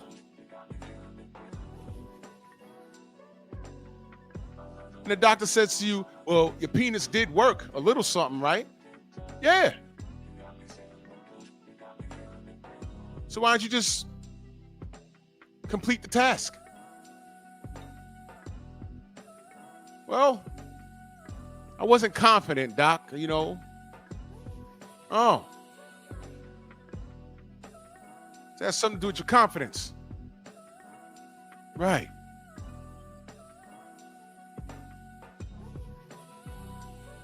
So if your confidence was up, the doctor's basically saying you should have been able to perform. Ryan Garcia was super confident because of everything that was in his system. I'll say it one more time. He was confident because of everything he had in his system. And when they did test his urine, they found the billionth of a gram that was left. But the doctor said he could have been able to perform. The doctor just told the 60-year-old dude smashing the 25-year-old, you could have still popped. This is a buster cherry. You could have still knocked it out the park. That was all mental, bro. Y'all remember Ryan going into the Devin fight? He's screaming, hollering, partying, because he knew. He knew. A year later, he gets with Justin Fortune, who knows how to hide drugs. But he was on bottle. He was clean. Gets in the ring with Rolly Romero. Looked totally different. And he was not confident. He was not confident. That wasn't the same Ryan Garcia that fought Devin Haney. He was not confident. Why? He didn't have the blue pill. You understand? You understand? Tim, why you acting like you don't know what drugs do in the sport? And what's this jealousy shit, man? You a jealous piece of crap, bro. Real talk. Let me go back to what this clown said, man. Let me go back to what this clown was talking about. So he says he'd come out retirement to fight Devin because no one's scared of him. I don't know what happened. I don't know what makes him want to fight Devin, but you sound like Paulie Malignaggi. The more successful that Devin became, the more upset he got. The more his racism showed. That got him fired. His words got him fired from Showtime. Now the difference is, Paulie has been an advocate to speaking out against the sport being dirty and corrupt. I don't know. Did Paulie Malignaggi think that Tim Bradley beat Pacquiao the first time? I'm just curious. But still in all,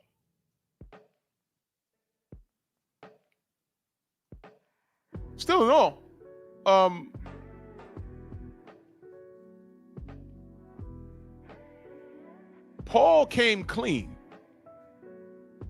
in reference to Ryan. Now, actually, Paulie kept it honest about the drug game. He said, man, now you see why, in other words, Paulie 100% believes that Ryan, his performance was affected by drugs versus Devin. And his performance against Rolly was a lack thereof drugs.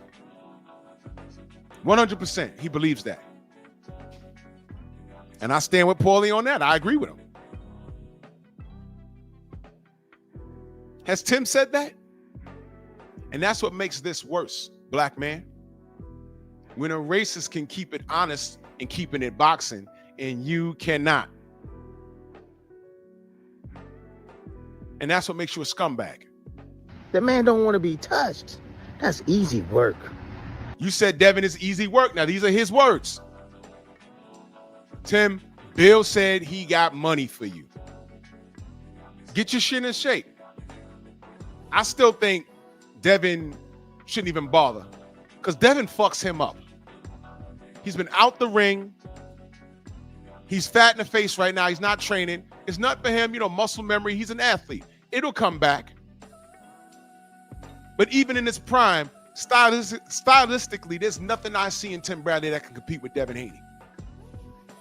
Because Devin too big. Remember that? Devin will knock Tim Bradley out. Stay on your social media talking shit. Easy work. So with that being said, Teofimo Lopez, is it a duck? Oh, y'all can call it a duck.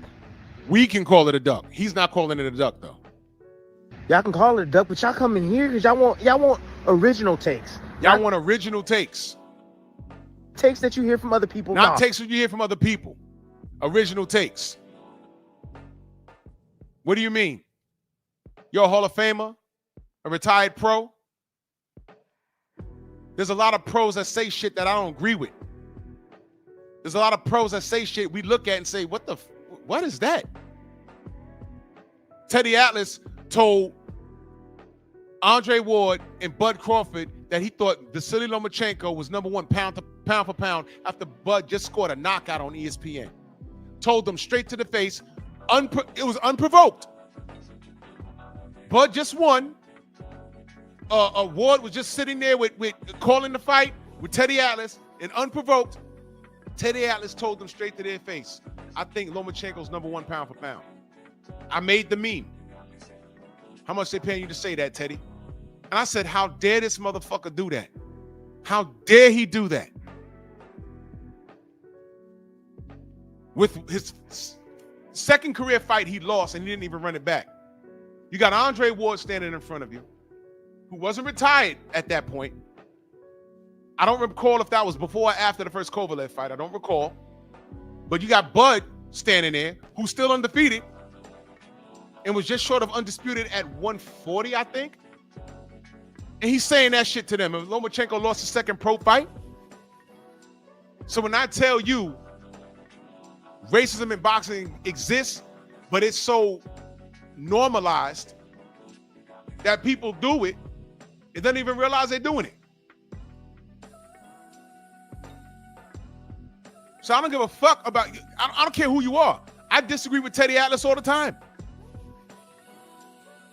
And this is your original take? You on here looking crazy, Tim, and you looking like a hater. You are a hater. Original takes that's been in the game, and I see things a little differently than most people. That's why a lot of people don't understand what I be saying.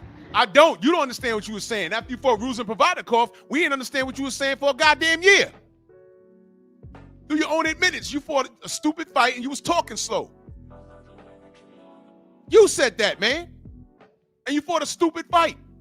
I don't care who you are. I don't mean you right. They don't get me. It is what it is. But yo, check this out. This could be a power play. A power play. Lord have mercy. Lord have mercy. A power play, y'all. Look at this. I got these other articles. I received death threats after I beat Pacquiao. They're talking about, backlash, fatigue hurt Manny Pacquiao, Tim Bradley pay-per-view sales. That was in the Los Angeles Times. I remember reading that. My thing is this. Another thing I want to point out to y'all. They were talking about the pay-per-view sales not being as great when he fought Pacquiao. Tim Bradley was never a draw. Refresh my memory. Maybe y'all maybe I don't know. How many times was Tim Bradley on pay-per-view without Manny Pacquiao?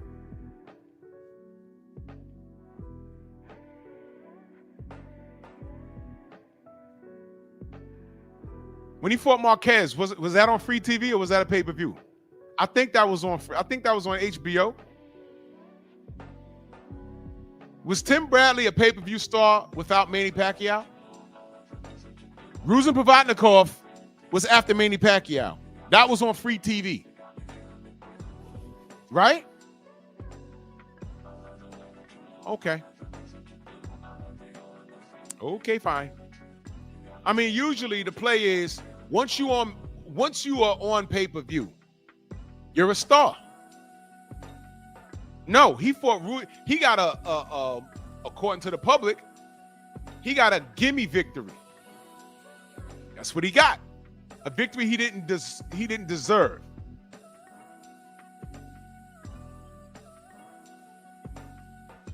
Then he fought on free TV. Ruslan. Tone Brown said once. What? Other than Manny Pacquiao, who'd he fight on pay-per-view? Because I don't know. I'm asking because I don't know. I wasn't paying attention. I watched the fight.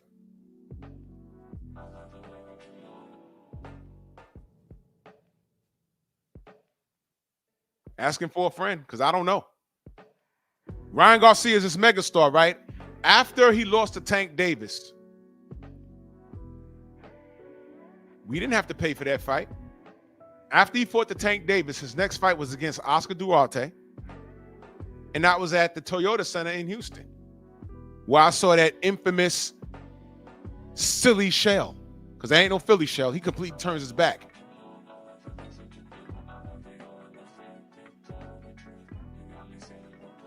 Rod Neal was there. He said, man, half this fucking arena's closed off and it wasn't sold out.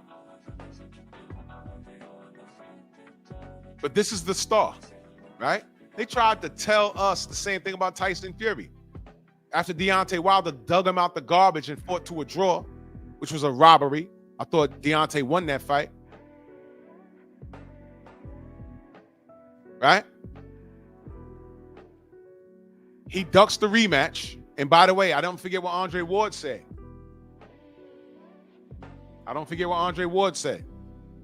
He said, I don't think Deontay gonna want more of that.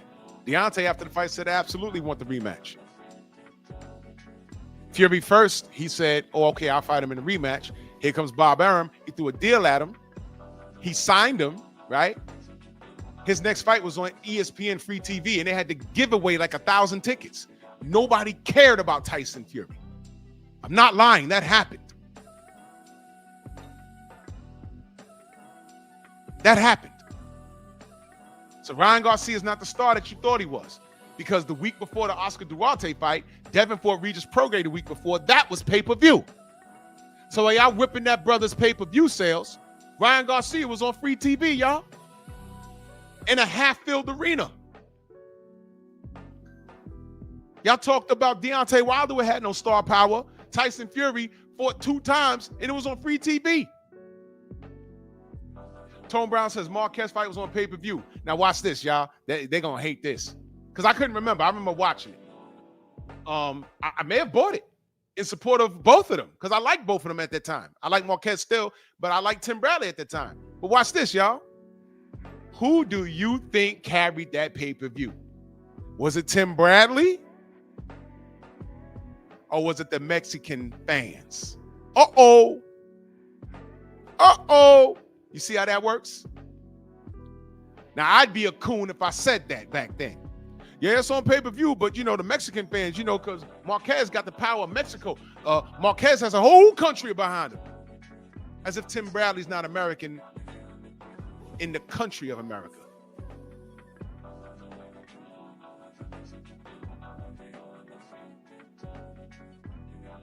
Ridiculous. That's another thing. We can never say that. When a black fighter's fighting any foreign fighter, I don't give a fuck if it's from a 4th world country. Fuck a 3rd, a 4th world country. They will always say that fighter has a country behind him, as if the black fighter's not American. He just told you. The brother just said in the chat earlier.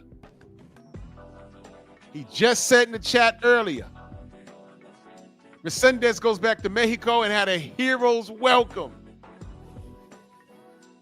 Hero's welcome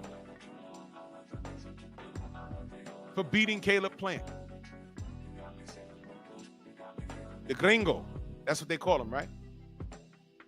That's what they call white men. Yep. Had a hero's welcome. The difference in support.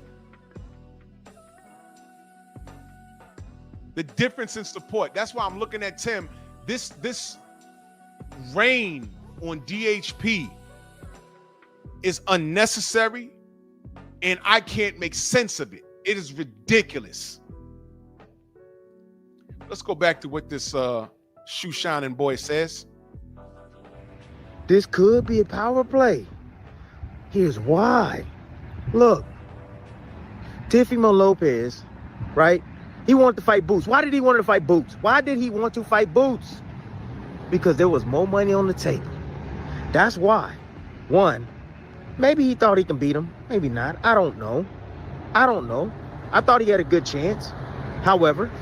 Now, this nigga just said that people come to him because he's going to keep it real with you and all of this other weird shit that he said, promoting himself as a real boxing analyst.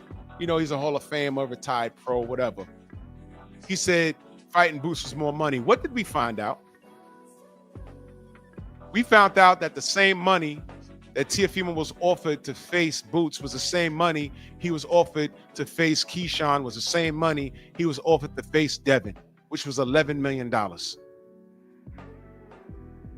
You see, it don't take long. You don't have to scream over everybody. Let them talk. They're going to tell you how they're coming. You see what I mean, y'all? Did we not just find that out? It was the same bread. Turkey said, I got 11 million, but 3 options. I got 11 million and 3 options. 11 mil, Boots. Right? Boots said, nah, I ain't fighting you. I'm trying to be undisputed at 147. Tio does not play into any of that. He has no belt. So why am I doing that? Sorry, but not sorry. Boom. That leaves you with that leaves you with Keyshawn, in which Keyshawn started talking about, oh, he was literally crying over the damn FaceTime. You told me you'd get me Boots. You told me you'd get me Boots. But Keyshawn's right here. He wants to fight you. All right, fine. Devin is your longest rival. I mean, never mind Keyshawn and whooped your ass in sparring and beat up your father. I don't know why you don't want to get that lick back and beat up 11 million. I don't get that. But now there's Devin. Tim, the money was the same. The money was the same.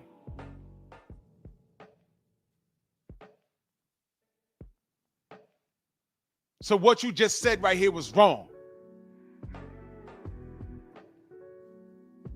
Now we know the money was the same. Now, Tim, y'all follow him on the gram or whatever the fuck. Did he correct himself? Probably not. But now you got to stand on this, Tim. The only way to vindicate yourself after doing this video is to say, yo, I stand myself corrected. That's all you got to say. The money was the same. And Tio, there was no Boots. There was Devin. And there was Keyshawn. But you're harping on Devin. Why, man? As a supporter of the sport, Devin has given me everything that I wanted, that I want a boxer to do. That's why I support them. He tried to fight all his contemporaries. Those fights against his contemporaries that didn't happen was the contemporaries' fault. It was their fault. Tim, you're too dark-skinned to act like this. Quit acting light-skinned, nigga.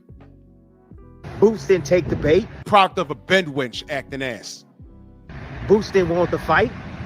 Boots going to 54, that's my opinion. Boots going to 54, that's my opinion. Can I ask y'all a question? Educate me. Did Boots say he was going to 54?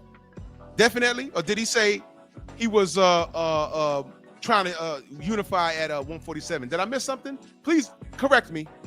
I'm not above being corrected. I don't get on here and be like, I know everything. I know everything. No.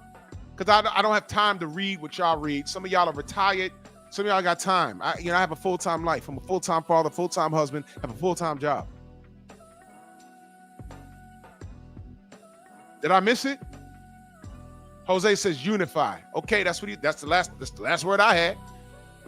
I heard a bunch of people saying he should go to 54. I heard that. Last I heard, he's trying to be undisputed at 47. And in my opinion, the play is, if Bud beats Canelo, he wants that Bud smoke. And Bud already said after 68, he could go back down to 60 or 54. But we'll see how that changes. If he looks great at 68, which I think he will, and he wins, which I think he will, I think he's going to change his mind. A lot of fighters do that. Devin did that. After at 140, he says, man, I could go back to 135. After he beat Regis, he said, nah, no. How I felt in this fight is never how I feel at 135, even on fight night. So nah, I'm not doing it. Y'all held Devin's feet to the flames. Oh, no. He changed his mind. He contradicted himself. No, he didn't. He just changed his mind. Like how I had the camera in Shakur's face. And they say, yeah, what about that Conor Bench smoking 54? He said, 54. Oh, wait a minute. Y'all heard it. He changed his mind. Nobody said, oh, no. Now you lying. You didn't know. He changed his mind. That don't make you a liar. That makes you say, oh man, you know what? I did say that, but you know what? I stand myself corrected. That's all Shakur did. I didn't bark on him and I was right there. I could have, oh no, you said 54. Oh, now you ducking. No, he gave it a second thought. He probably saw Conor Ben in person. Because didn't Shakur say, when he sees these people, he sizes them up? He said that. In 1 minute, he said one thing, and the next minute, he said something else. Case in point. When he got in the ring after Devin destroyed Lomachenko, here come the Lomachenko fans. He beat him 9-3. Shakur, when the mic was in his face, said, I thought Loma won the fight. I said, get this kid the fuck up out of here. Snake fist fighter. Right? The next day, he got on the radio, said, oh, nah, I thought it was a draw. I'm like, well, which one is it, man? But he changed his mind, right? Right. Tim Bradley sticking up. Tim Bradley sticking up for Teofimo, suspecting this is a power play due to a financial situation is the dumbest shit you ever heard. And now, between the time he did that video and today, we have more information. And my question to you guys is, did Tim Bradley correct himself? Probably not, because niggas like this is normally wrong and strong. But y'all got to tell me, because I'm not on Twitter, and I don't follow him on Instagram, and I don't follow him on, I don't think I follow him. If I do, I'm going to check and see if I follow him. I probably did just out of respect, but if I do, I'm going to unfollow him. And I don't follow him on YouTube, because when he pulled up on Champ's side, I kind of knew what he was doing, but I didn't want to put that coat on him. Now I see. He wants to be controversial and contrary to what's normal and what's correct. And if he has to buck dancing coon to do it, that's what he's going to do. So let's go back to what he was saying. Or Boots might even want Norman Jr. I think this came out of his mouth. He wants Norman Jr. After Norman Jr. go to Japan and knock that guy out. Now let me stop right there. Does he not know? Well, he might not know. Well, Tim, if you see this, I had Brian Norman Sr. in the Strong House last Sunday, and he said Teofimo already ducked us. Because that's what Teofimo does. He was trying to play chess when he was really playing checkers, and he was fucking that up too. Part of the reason why he lost to George Kambosos was because he kept trying. He postponed that fight against George like 5 times, 4 or 5 times. We got J-Lo. We go to Triller. Forget Bob Arum. Well, y'all smarted yourself, because by the time you got into the ring, George whooped your ass. And nobody asked you to run it back.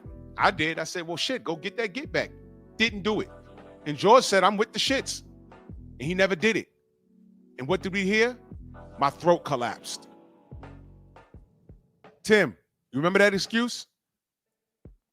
It was the COVID. Postpone the fight. The COVID. We got J-Lo. Where was J-Lo? I don't know. Here come George Kambosos. He beat the koala out your ass, dude. Come on.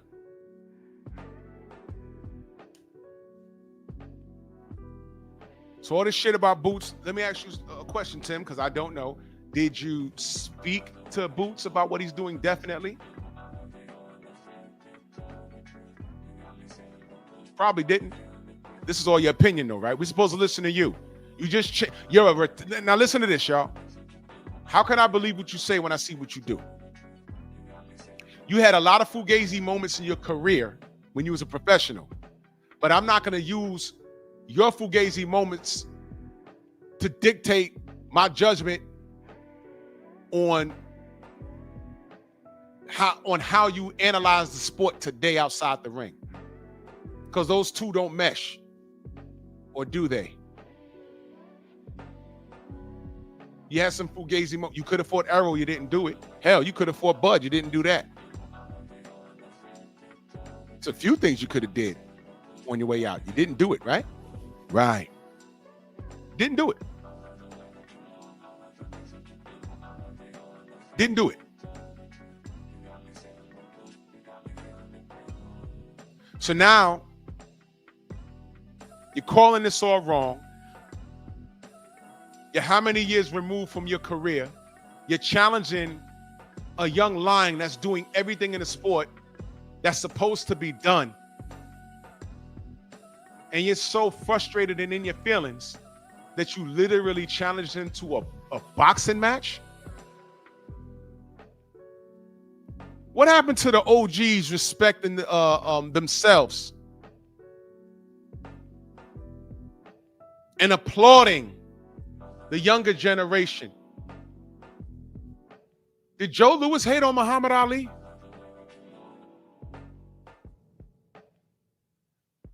Muhammad Ali says, man, you know, I'm not the GOAT. Ray Robinson's the GOAT. They all took a picture together. I have it. And I also altered it. Respectfully. Wait till y'all see that.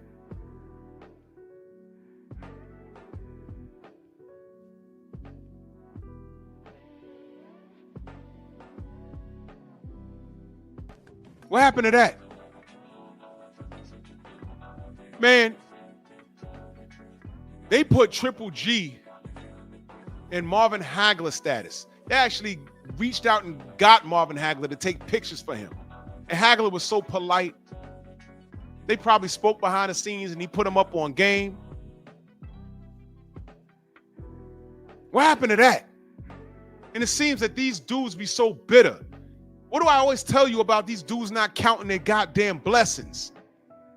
Tim Bradley's a Hall of Fame fighter. He's literally in the Hall of Fame.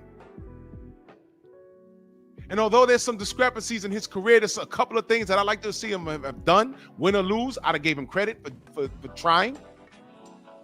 You're a Hall of Fame fighter. You've touched millions of dollars. There are people that fucks with you.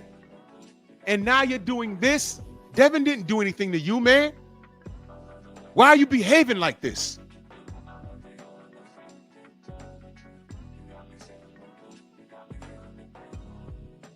This is ridiculous, man.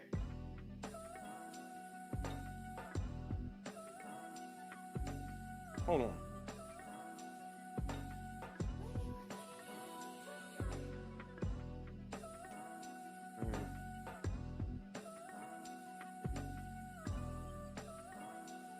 When your credit is good, everybody wants you to buy shit.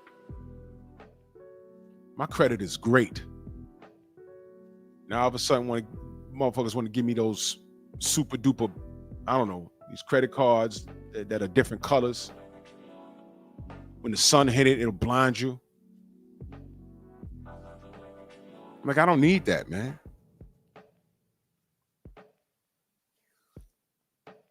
I got a few credit cards, zero balance. I don't play with those things.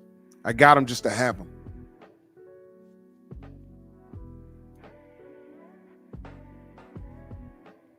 Get out of here. Leave me alone. I worked for that. Anyway, this dude, Tim, has completely lost the plot. And that's why he in this video shining shoes, because this is who he's always been. Jealousy's a female trait, man. Men ain't supposed to behave like this. And I don't want the sisters to get mad at me, but y'all know I'm telling the truth. Case in point, how many women y'all know right now, when you ask them about their circle, what do they tell you? I keep my circle small. Why? Because bitches are haters. They're jealous. Well, before the term hater was even around, the term was jealous. Because women be jealous. You know, I don't want to bring them around my husband, my boyfriend, and I don't invite them in my house because they're always trying to do shit. And so they might have maybe 3 or 4 close friends, but they don't have like a stable of friends because they know how women are. They know. So when I say things like jealousy is a female trait, I'm looking at Tim Bradley, and just because you got some credentials in life in the sport of boxing, that don't mean you know what the fuck you're talking about. We critique and contradict old media every day. How many times has Mike Coppinger lied to people? I've known athletes to literally chase him, like literally chasing him and throwing shit at him. when they seen him because he done talked so bad about them and lied on them. Not so much as talking bad, but lied on them. Lied on them. Literally chasing them outside arenas. I'm dead serious. I told y'all about Dan Raphael in Vegas. I was walking up on him. I just wanted to just have I don't even know what I was going to say to him. What I wasn't going to do was physically put hands on him. I just wanted to match wits with him to see how smart he was. It was at the Wilder Fury 3 the day before. It was that Friday. And I'm walking up on him. I said, oh, shit, there go Dan Raphael. So I started walking up on him. And I noticed there was a guy on my peripheral, like, coming at me diagonally. And I'm like, what the fuck? And when I got, like, right there on Dan, because he started accelerating, he saw me coming. And right before I was like, yo, Dan. This dude, a shorter dude, a white guy, he had like his hand up. He didn't touch me or nothing. He said, come on, bro. It was his security. I said, I said, I wasn't going to do that. I just wanted to. I said, man, go ahead, man. Go ahead. I ain't going to make you work.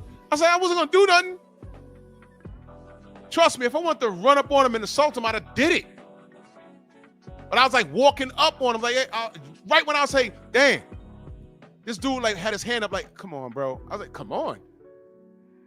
What the fuck? I was like, bro, all right. You don't want to see him in the mix where real questions are being asked. And I get it. Because they have a narrative to uphold. That's what he gets paid for. That's what Cappinger gets paid for. Paid op. Coach Hudson, Michael Moody, salute. Paid op. What's disgusting is showbiz because he's a paid op. And let me park there for a minute before I go back to this Tim Bradley shit. Showbiz is a crash dummy. Because this is the second time I've seen him, right, get disrespected during the interview. Didn't Shakur tell him to his face that he was horrible?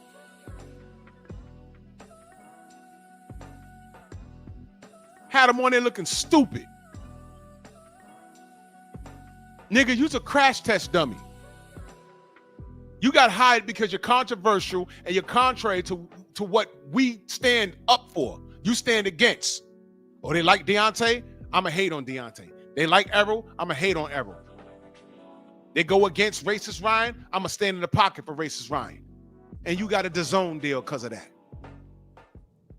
Sat right across from Shakur, and Shakur, from what I was told, because I didn't watch it, Shakur gave you the work, and you stand there looking like a fool. And it escapes me, but something else happened. Something else happened. But he's turning into a crash test dummy. Yo, put Showbiz with his bucking eyes in front of some, because I know he said something crazy about him. Well, make him talk to him. This isn't a situation where you work for DAZN and a lot of the fighters are fighting on PBC and you'll never talk to those guys. No, everybody's working with Turkey, so everybody's over there. So you're going to be sitting across from fighters that you've talked crazy about. You know what I don't want to see? You know what? I'm not even going to say that. Because you know what? That's one interview he'll never take. First of all, I was going to say my brother Deontay. First of all, I don't think Deontay will talk to him. That's number one. But in the event that would ever happen, he would be so nervous sitting. I don't think he'd take it. I think he'd call sick that day or tell this motherfucker from DAZN, I can't take that. I'll play around with the smaller dudes, but nah, I can't sit across from Deontay, him staring at me. After all the shit I said and did. Do you know that motherfucker when he was talking about, remember when Deontay, when it was revealed that he had the dent in his head? Do you know that this nigga, he photoshopped or used one of these apps to put that identical dent on the side of his head and turned his head to the side, mocking Deontay, and that was the meme for his live stream? I said, look at this nigga. Why would you do that, man?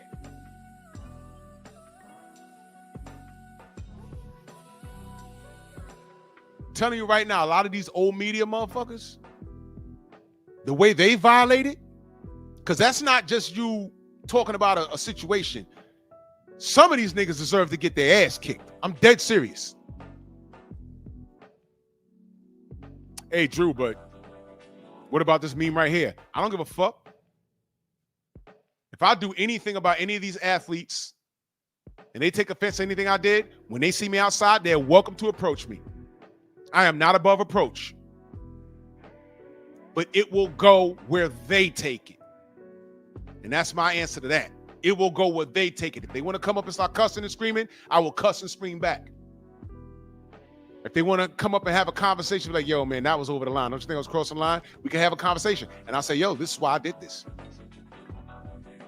Did you listen to the show, or was you just offended by the meme? Because I'm going to tell you why I did that. Pull up the live on your phone and listen to it. Listen to it and get back to me. Don't just get mad. I do everything for a reason. There's some comedic value behind this, but it's telling a story. How did I come to this analysis? You're going to breeze by the part where I said it breaks my heart to do this because I respected you as an athlete and I protected your integrity as an athlete. Come to find out, you don't have any integrity because you have no loyalty to your community. I can explain everything I do. You can't explain the hatred towards Devin Haney. If any athlete, any promoter, any manager sees me in real life and they want to have a conversation with me, we can have a conversation. But it will go where they take it. And be very careful. Because I'm a man first. Be very careful. Ain't no referees out here in the street. There's no 10 count in the street. Be warned. Trillwell, LDBC or nothing, my brother. He said, you getting me through this hot ass day, bro. Yeah, it's hot, bro. It's hot. So whatever it is up here, I know it's like 10, 15 degrees hotter down south. We officially at pool weather. Somebody need to tell Mother Nature to get off her period sometimes. Anyway, back to this clown, Tim. Because Norman better knock that guy out. That's easy work. He easy to get hit. But anyways, back to my point. By the way, he's talking about Brian Norman. I just said Brian Norman Sr. already told us Teofimo ducked them. He calls out Boots, which didn't make any sense, only to his fans, right? He ducked Brian Norman. He ducked Devin. And he ducked Keyshawn. So, Tim, what are you talking about, bro? Y'all watch Star Wars when they say your hatred blinds you by the dark side, or whatever the fuck that was? This is what we talking about. When your hatred and when you have hatred in your heart and you're in your feelings, you know you can't think straight? And Tim Bradley, you're a professional boxer. You're a professional boxer. If you get punched really good and it buzzes you, it's like, okay, I got hit. But you know where your ego comes in? When you start paying attention to the audience. Oh, man, I got to get that hit back. You better not. Chill for a minute.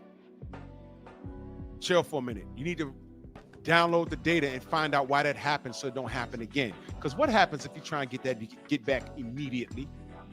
You're going to run into something. And if you make it out that round, your coach will be like, what the fuck, man?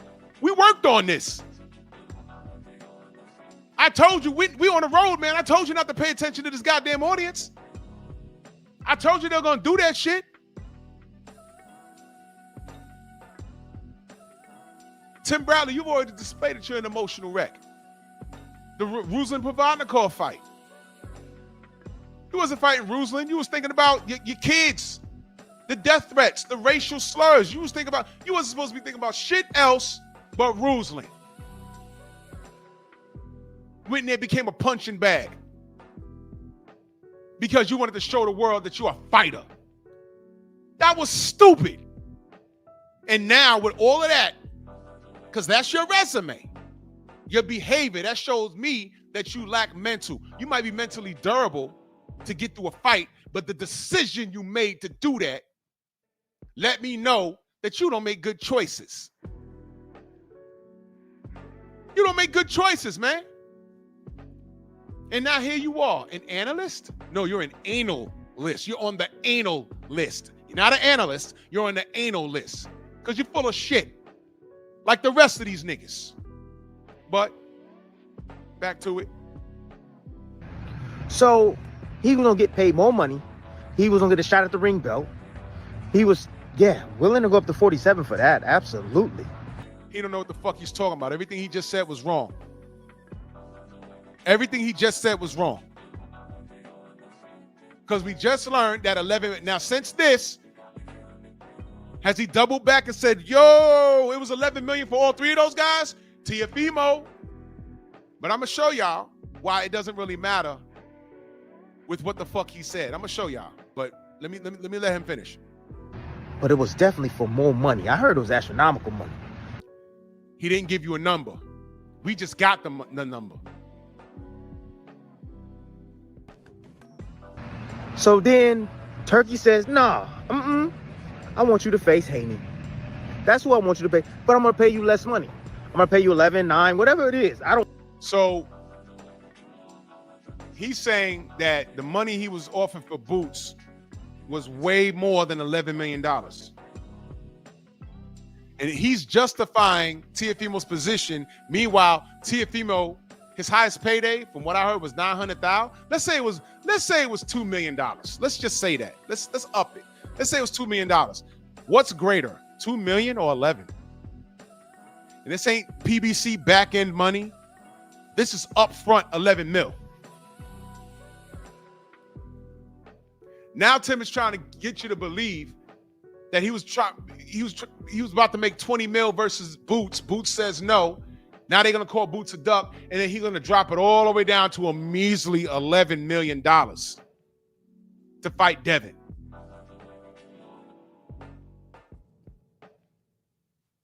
Tim ought to be ashamed of himself, but there's no shame. Bring back shaming, y'all.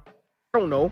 I heard him reported. I heard it was reported about 11 million for Haney. Nah, that's not enough for. That's not enough? Tiafimo Lopez. That's not enough. Oh my God. Now you see, this is what I'm saying. It's not enough for Tiafimo Lopez. Please check the resume. Devin Haney's former undisputed. Devin Haney's chasing. And yes, I'm giving Devin Haney credit for everyone he tried to fight. I'm also going to give him credit for everybody, all the haters say that he should fight. I literally read articles where motherfuckers said he needs to fight, not should fight, but he needs to fight David Benavidez because he's so big. They had him in the ring with Bud. I'm like, well, shit, man. Light heavyweights, super middleweights, welterweights, and this one he was still at 135. All right, so cool. For a guy in Tiafimo Lopez who, and just for the sake of this live, let's just say he made $2 million. I heard it was $900,000, but let's say he made $2 million. What do you mean 11 million is not enough? What do you mean? Boxing Fan Times 4 says, isn't T-Ho's deal 3 fights, 30 mil each? Then he says, my bad, 10 mil each fight. I don't know what it was, but if it was 10 mil each fight, how much did he get paid for when he fought Barbosa, whatever the fuck that guy was? How much did he get paid for that? Can y'all tell me? Because I don't know. I'm not pocket watching. I don't know though.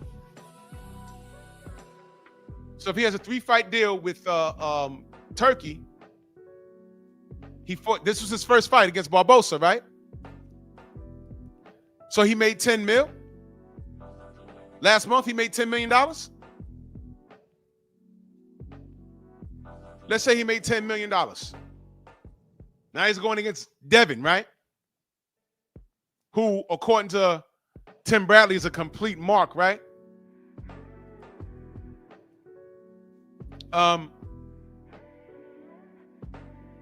That's still $1 million more than what you made last fight, asshole.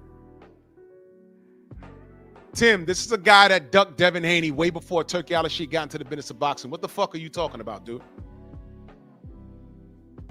This is a dude that lost to a guy that Devin Haney beat like a drum.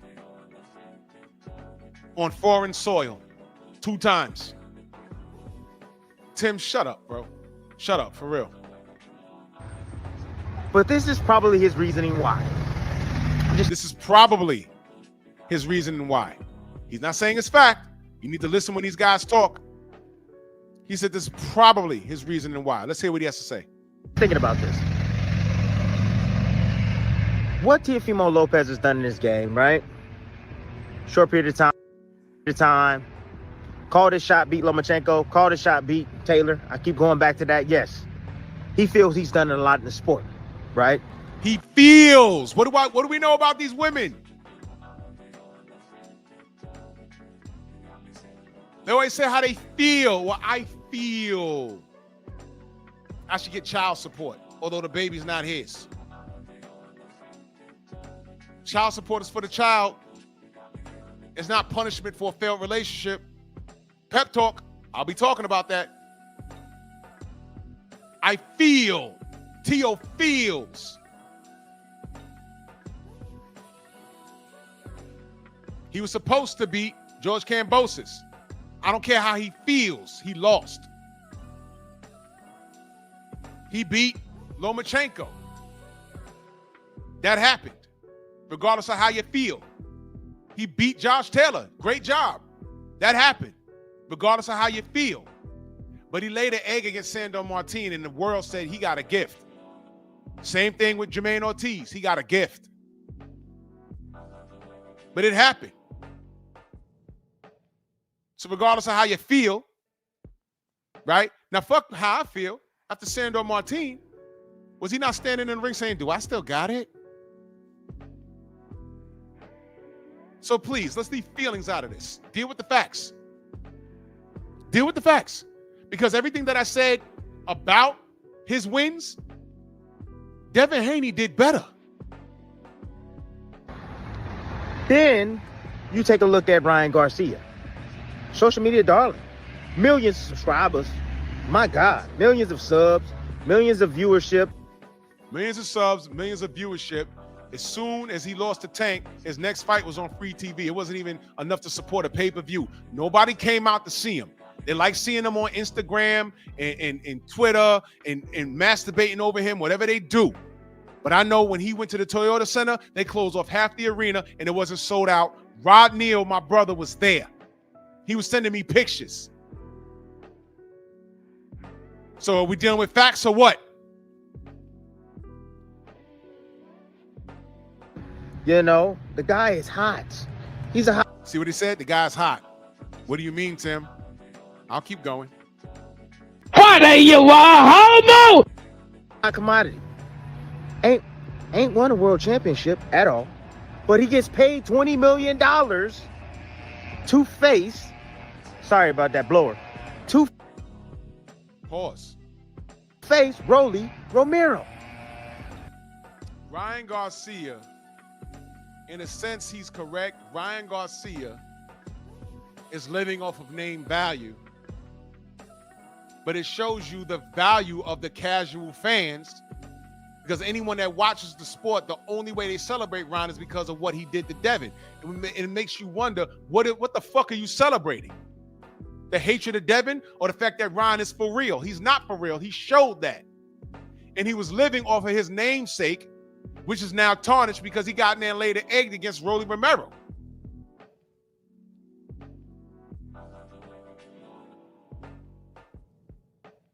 Just because you're celebrated don't mean you're good. Case in point, in prime for prime, if Tim Bradley fought Arturo Gatti in Atlantic City, Tim, all of the boardwalk will be rooting for Arturo Gatti. But the reality is, I think you beat Arturo Gatti because you're a better boxer than he was. But he was celebrated. Tim, don't act like you don't know what's going on. That's what makes you a fucking hater. A self-hater at that. Now, I know that fight was for a championship and whatnot, but he still lost. And I know Ryan Garcia's hand is hurt or whatever. He believes Ryan's hand's hurt or whatever. Listen to him talk. Whatever the excuse they want to make, it is what You called it an excuse. Okay, so you do think it's bullshit. There you go. But let's go. it is. He couldn't pass on that bag, regardless of winning a fight or not. He couldn't pass on. He couldn't pass on the bag regardless of winning the fight or not. Okay, so now that we know that it was $11 million for all three of those fighters, why is Teofimo passing on the bag? And why are you supporting that behavior? Warrior, Bradley, Desert Storm. On that, but he getting paid $20 million. That's beside the point. So Tio has done a lot more in the sport. What? And he feeling like, I deserve more money than that. What? Okay, you don't take that 11 milli. What do you do? That's what I'm saying. I'm not even familiar if it was a 3-fight deal with Saudi. I don't even know. But if he don't fight, he's not fighting Boots, he don't fight Devin, he don't fight Keyshawn. What does he do, y'all? The money's not the problem. It's his heart or lack thereof. But no, let's keep listening to Tim. So he knows that there's more money on the table. He understands that there's more. All right, pack your shit and go home. Where you gonna go? PBC? PBC and well, if y'all don't know, Prime just severed ties with PBC. So now the PBC is gonna be working, all those fighters are gonna be working directly with who? Riyadh season. Who's mad? More money on the table. And so more money where? Where you gonna get it? What he's doing is, I think, he's standing his ground. Okay, so he's standing his ground. Okay.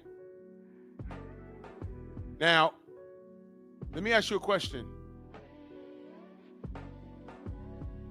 And I'm not talking bad about him, but I'm about to play something. And this is a fact because I've seen this. Red Lipstick, salute, Queen. How are you? Let me ask y'all a question. Who do you think knows more directly about Teofimo Lopez than Punch Drunk Boxing? They are legitimately friends. He knows shit about Teofimo than anybody on YouTube. I'll say that. I've seen it. When I was talking to Punch at the presser, Teofimo walked right up to him. And I looked at that little nigga and I said, man, when me and Punch was having a conversation, ironing shit out, Punch knows everything about that dude. More than Tim Bradley. So all of this maybe what he shoulda, coulda, I'll challenge Devin to a fight means nothing. If Punch says something about Teofimo Lopez, I'll listen to it, and I say, well, shit, I don't agree with his opinion. I don't know why Teofimo's doing that, but if anyone knows what he's doing, it's Punch because he knows him. That's his friend, not some guy he talks about. Like how BFTB is tight with Devin and Bill, Punch is tight with the Lopezes. Tim is just on the outside looking in, giving his quote-unquote professional opinion on things, which is based off of complete and total emotion and hatred. I'm not going to believe what you say and believe that you're impartial after you just challenge this young king to a fight. For what? He's not doing shit but winning and trying to fight the best, and you're mad at that nigga? You sucker-ass nigga? But here's why I brought up Punch. Because if y'all didn't hear it, this was his opinion on the whole situation. Let me just play it for you. Ain't nobody feeding the kids. Ain't no pie. This is Punch Drunk, y'all. Paying the mortgage. Ain't nobody paying the car note. Ladies and gentlemen, I don't give a damn. I keep it real. And if I can't keep it real with the ones that I support and love, then I can't be around that circle. Because damn it, I'm as raw as it could be. I'm as unfiltered I could be. And ladies and gentlemen, yes, if Teofimo Lopez does not sign that motherfucking deal, he's a duck, goose, duck, quack.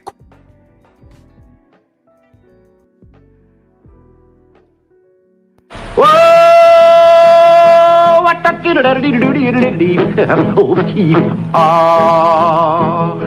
that's kind of pretty before it gets started. That was Punch, y'all. always tell y'all, family, just let them talk. Now, for the last 3 days, I even postponed pep talk because I was waiting. Blue Blood was supposed to talk to Punch Drunk, I think Wednesday. And I'm gonna play it for y'all again. He was supposed to talk to him on Wednesday, but Blue had some family thing. He had to do something with his pool, so it got postponed. I texted him. I said, "You talking to Punch tonight?" He said, I got caught up. The next night, I don't know what happened, right? And then yesterday, Blue was, he's a family man. He's running around. I don't know. Now that Punch has said that, I don't know what kind of, I thought Punch was going to pull up and try and, defend what Tio was doing, which is why I was saying tune into Blue, because I want to hear what Punch had to say. Because in my mind, I can't fathom I don't know what this is, man, other than it being a duck. I don't know. So I said, man, just tune in and see what he has to say, because I want to see how he spins this. Because other than it being a spin, I don't know. I want to see, honestly, and I'm not talking bad about it. I'm just saying, I want to see how this was going to be defended. And then someone sent me that. And I said, wait a minute, that's Punch? I said, oh, shit. And you know what I heard? And y'all know I don't listen to him. There was some friction, whatever. I'm beyond that. He's beyond it. I'm beyond it. I'm not talking negative about him anymore. It's done. Because I learned some shit that he told me. I told y'all. He told me some shit. And we figured some shit out. So there's no beef. It's whatever. It's not that. When someone sent me that, I said, yo, you know what I heard? Honesty. In other words, there's no way to spin this, man. How do you do it? All you got to do is reverse the roles. If Devin was on this side of things and this was his highest payday, and Tiafimo or Ryan or anybody, minus the drugs, minus the racism, leave all that out of it.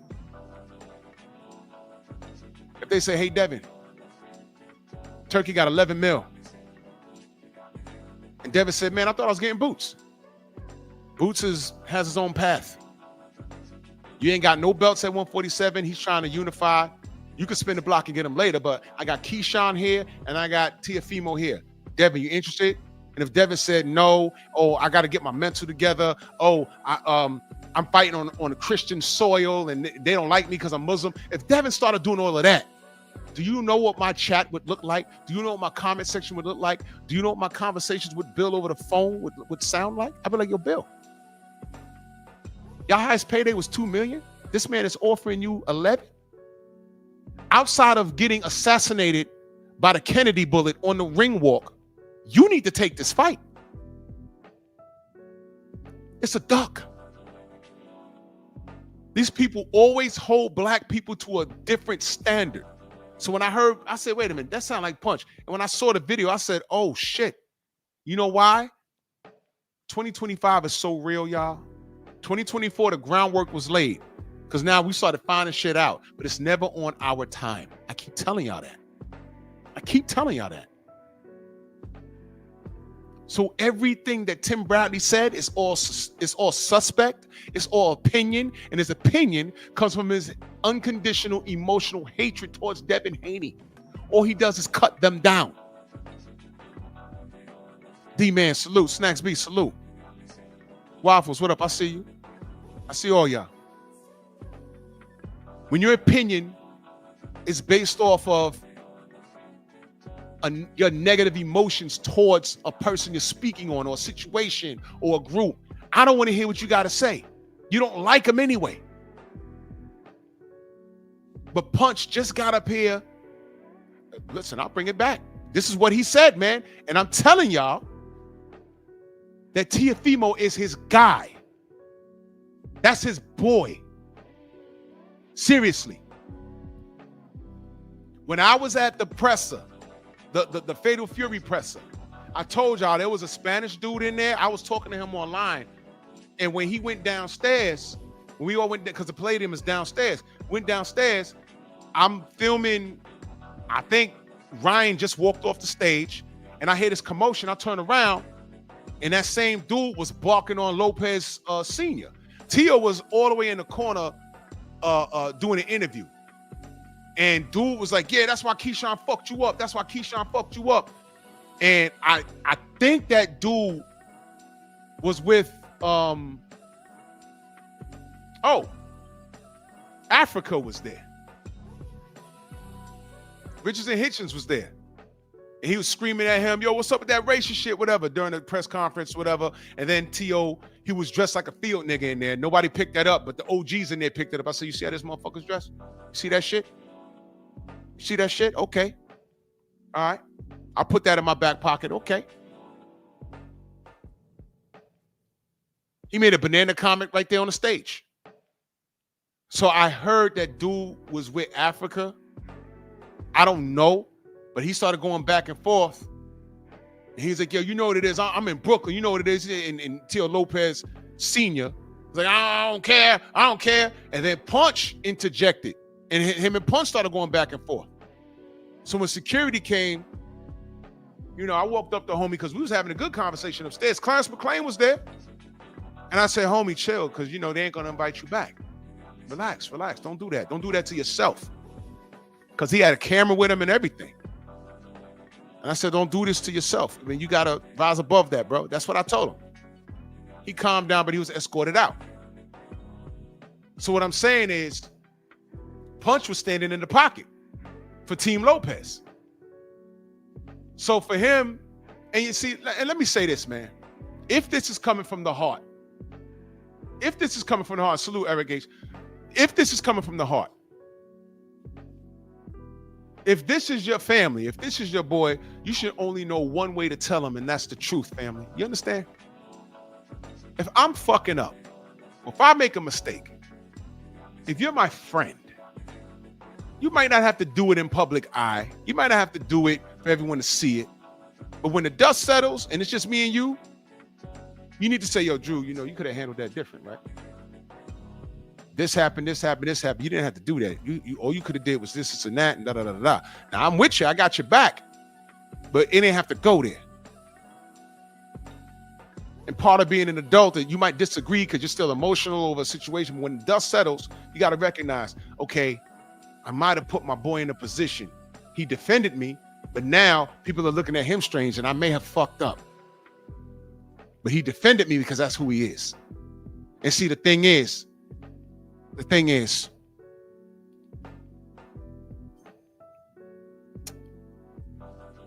man, I don't want to resurrect. Okay, I got to be careful with the way I say things, okay? Because everything is smooth. Okay, I'll just tell you what I heard, because I can't confirm any of this. People came to me with it. I don't know. I'm not saying he did this. Some of you already know where I'm going with this, but I'm using this as an example. Okay, I heard that the man lost a substantial amount of money on the Kambosos fight. That's what I heard. I don't know. I don't know this to be true at all. I don't know.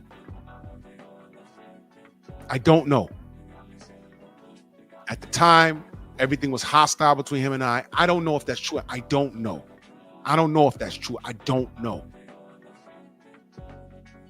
All right. And that's what I heard. That's what people say. And then y'all know about the car accident situation. Okay. Then people telling me the GoFundMe was to recoup the money that he lost. I don't know, man. I don't know. The shit turned into a soap opera. When niggas said, yo, he illed out in his car, I said, look, I'm assuming he's a father. He's somebody's brother. He's somebody's nephew, somebody's son. I hope he's okay. That's how I handled it. I hope he's okay. That's how I handled it. That's it. That's what I said. Now, if he had such faith in his boy, and let's say it's true with the betting, if he had such faith in his boy that he put that amount of money on him, right? And he has faith in his boy. He does. And for him to get in there and fight George Kambosos, and there was nothing wrong with T.O.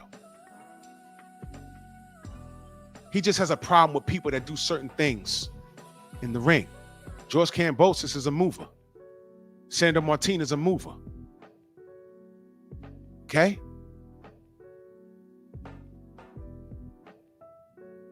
The Rowdy Scott is not a mover. He was target practice.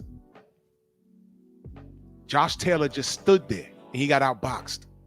Anybody that moves in front of T.O. has a problem. Jermaine Ortiz gave him a problem. Gave him a problem. So now, if you have faith in your boy and that happened, and then he starts talking about his throat collapse and everything, bro, are you a part of the quality control trying to protect that man's integrity when he has none? Why is your boy putting you in a position where you have to ride with that excuse? Now, I don't know if Punch rode with that excuse. I don't know if he ignored it. I don't know if he co-signed it and said, no, I was at the hospital. I don't know. I don't know. But it comes a point in time where I don't care how famous your boy is or whatever, but if he's putting you in a position where you have to defend this ridiculous shit, it's making you look bad, and he's not considering you. Because like it or not, Punch Drunk is a brand. He has a fairly big channel. I don't know if he has a day job, but he does this. I'm assuming he makes some good money from this, and people like what he does. But it comes to the point, see, the George Cambosa shit, that was negotiable.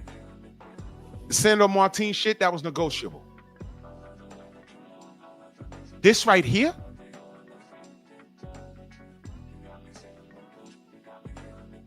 you have to ask Teofimo, are you considering your boy Punch Drunk and his brand?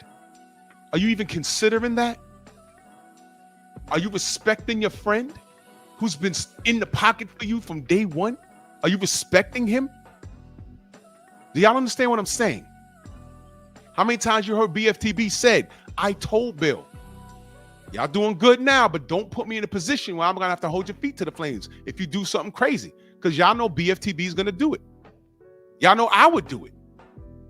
I ain't going to hold y'all. I'll do it outside of your earshot first. I'll call Bill on the phone. He pulled up on me yesterday. Y'all heard it. If there's something that I don't understand that looks fugazi, I'll call Bill in a minute. Like, Bill, what is this? All right, bro. You know I can't defend this, man. Now, one part of me wants me to stay on code and say, yo, look, man, people do this shit all the time. When a black person do it, blah, blah, blah, blah, blah. No, that only goes but so far. For example, I'm done with Floyd. I can't defend him anymore. I'm done. Been done with Adrian Broner. Done. Done with Tim Bradley. Done. Absolutely done. So I think that at this point, this was a good thing that Punch did, not because I'm just anti-Teofimo. But now it's affected his brand. And if he defends this, it's going to make, Charlo Twins done.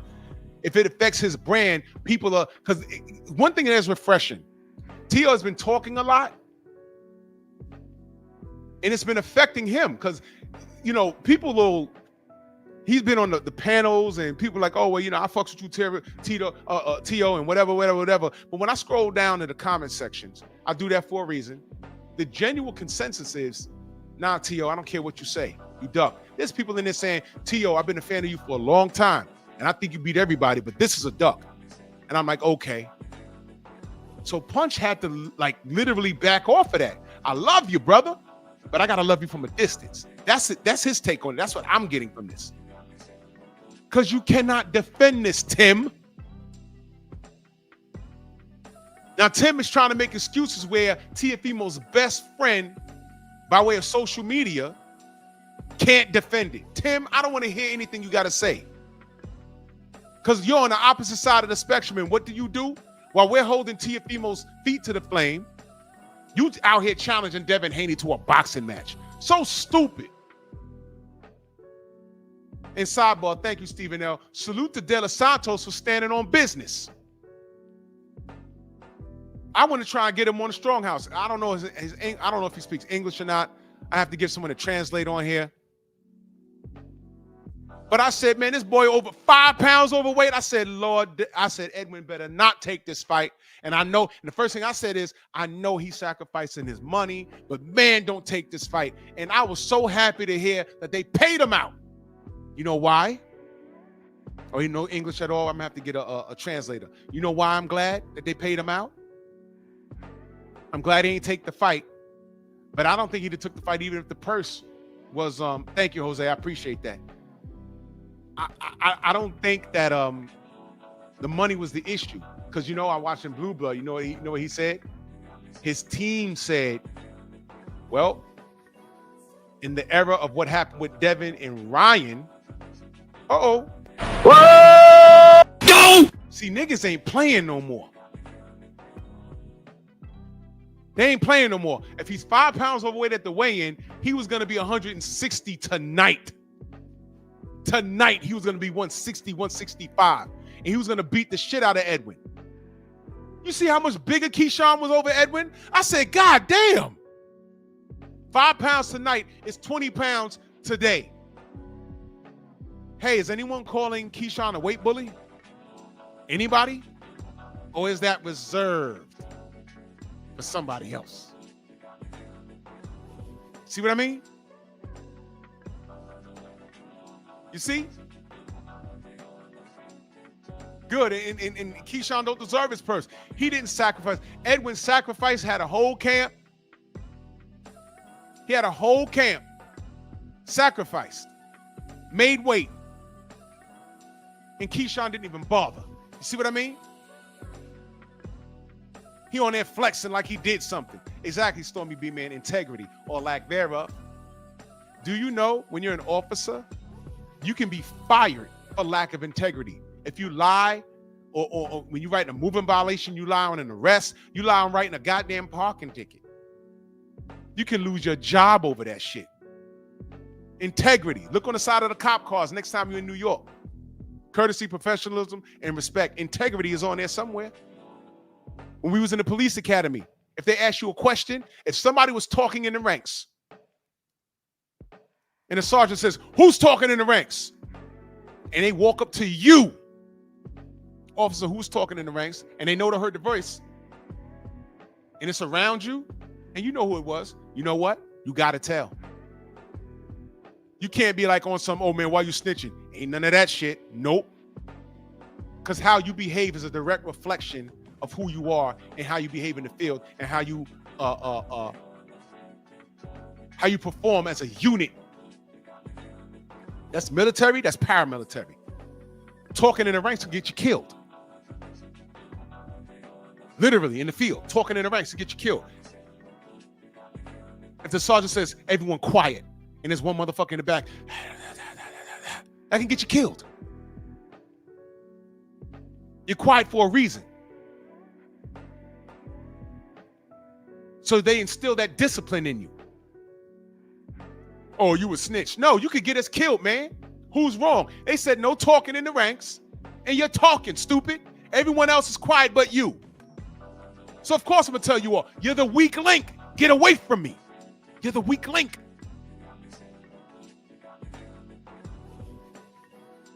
We call it snitching in our community. White people call it neighborhood watch. You see the difference? That's why our hoods look all fucked up.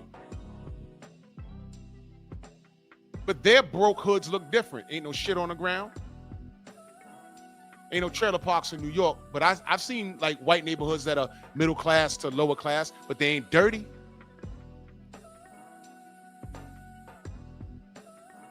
So I don't care what Hall of Fame you in, Tim. I know where your heart is. And you're no good, brother. What you doing challenging the young king, Devin Haney, when he's out here getting shit done? If Devin Haney hangs it up right now, he's still better than you. He's accomplished more than you at a younger age than you. Has made more money than you. He's making more noise than you. You should be rejoicing.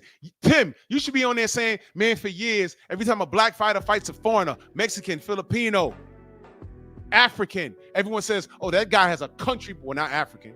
They never say that about Josh Clottey. oh, he has a country behind him, but I'm being Black American. You know, I have more of those foreigners at my fights than for me. And American fans that are there, they're rooting for the other guy. So salute to Devin Haney, because now Devin Haney has Saudi behind him. You ever thought of that? You ever thought to say that? What are you mad because that's not you?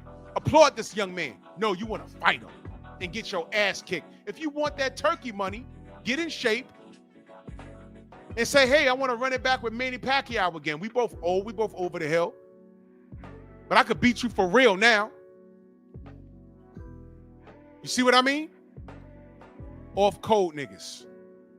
Well, let me replay for you what Punch Drunk said. I'm gonna replay for you again. And again, I know people might click this and say, oh, Drew's talking about you. No, I'm not. I'm not. This is what the brother said. It's what he said. And I'm saying that he's talking facts because I believe what he says about Teofimo Lopez before I believe what Tim Bradley has to say. Because Tim Bradley is coming from a place of hatred. And the biggest supporter of Teofimo Lopez on social media is Punch Drunk because that's his friend. And this is what he had to say.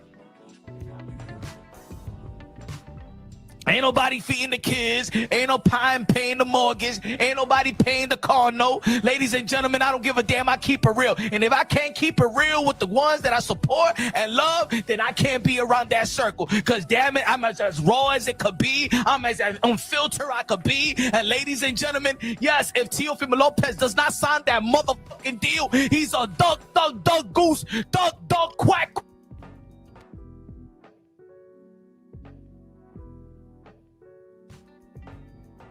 Mac, mother. Because this is a fight that you need to take, Tio. This is a fight that you need to take right now. Stop the bleeding.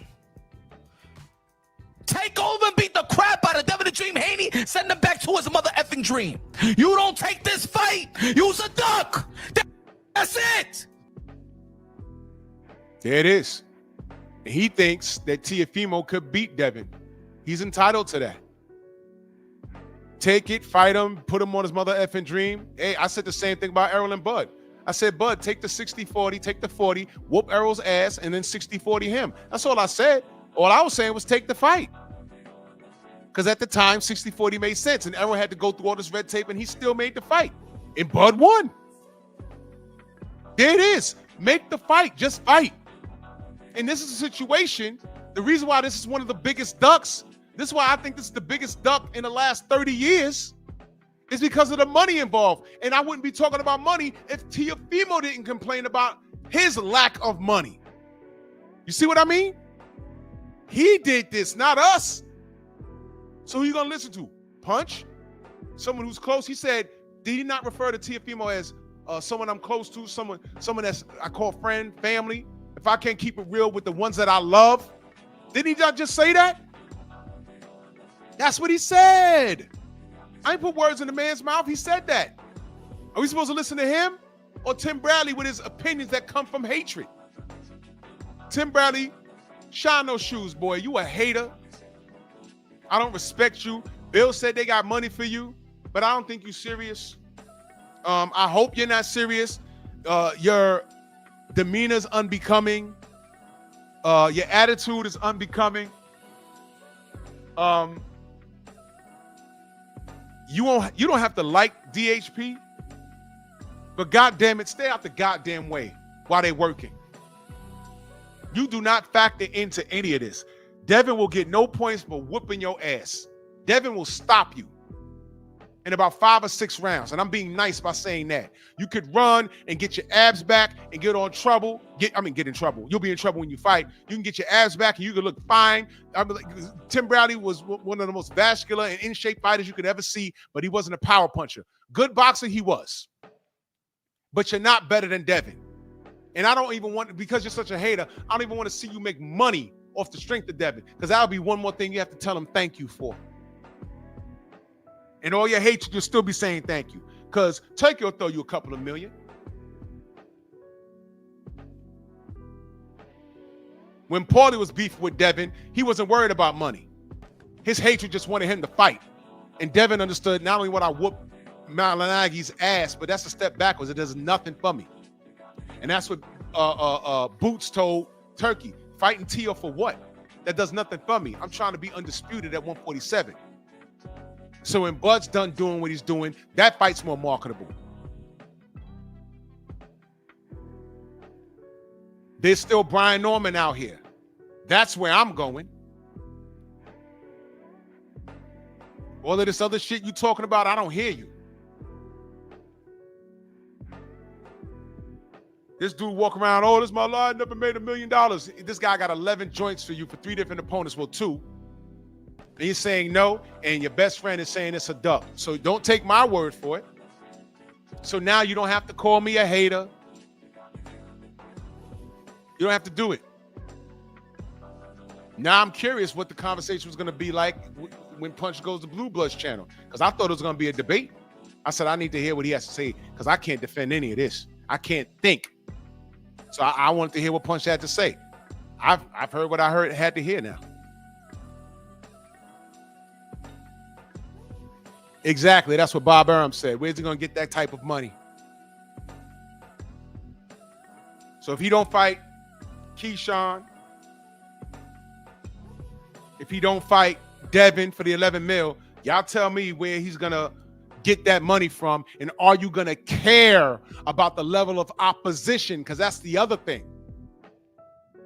Is Turkey going to pay him the 11 million to fight someone that you know he's going to beat? Turkey's paying top dollar for real competition.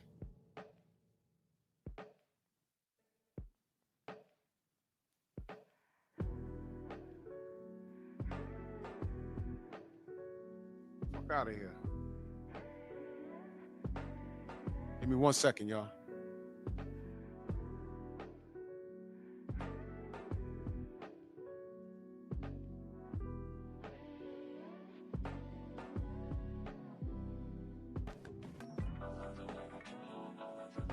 Yeah, I'll pack it up for this morning. This June 7th, 2025. The second installment of Simian Saturday. Featuring Tim Bradley. Shine those shoes, boy. And Tim, I'm not above a conversation, because I need you to defend everything you're saying. And you can't, man. You can't. Because I asked the same question for you. This is a power play. The power play is when you have options, fella. The power play is, I ain't fighting Devin for that 11 million. Fine. I'm going to fight Keyshawn. Oh, there's no Keyshawn, there's no Boots. Okay, I can go here, I can go there, because Turkey ain't gonna pay me top dollar. I can go get top dollar somewhere else. PBC is not working with Prime anymore. More on that next week. That is over.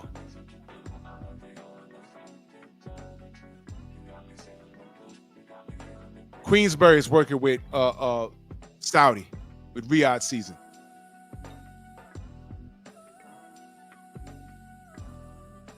Everybody, Queensberry, Eddie Hearn, all those guys. Now Al Heyman, everybody's working with Turkey out of Sheik now. Where's T.O. go? Who are you going to pay for him to watch him do what? You notice everyone was saying, oh, Devin's on, he's on the undercard of TFE, he's on the undercard of Ryan Garcia. Ha, ha, ha. Remember when that was funny?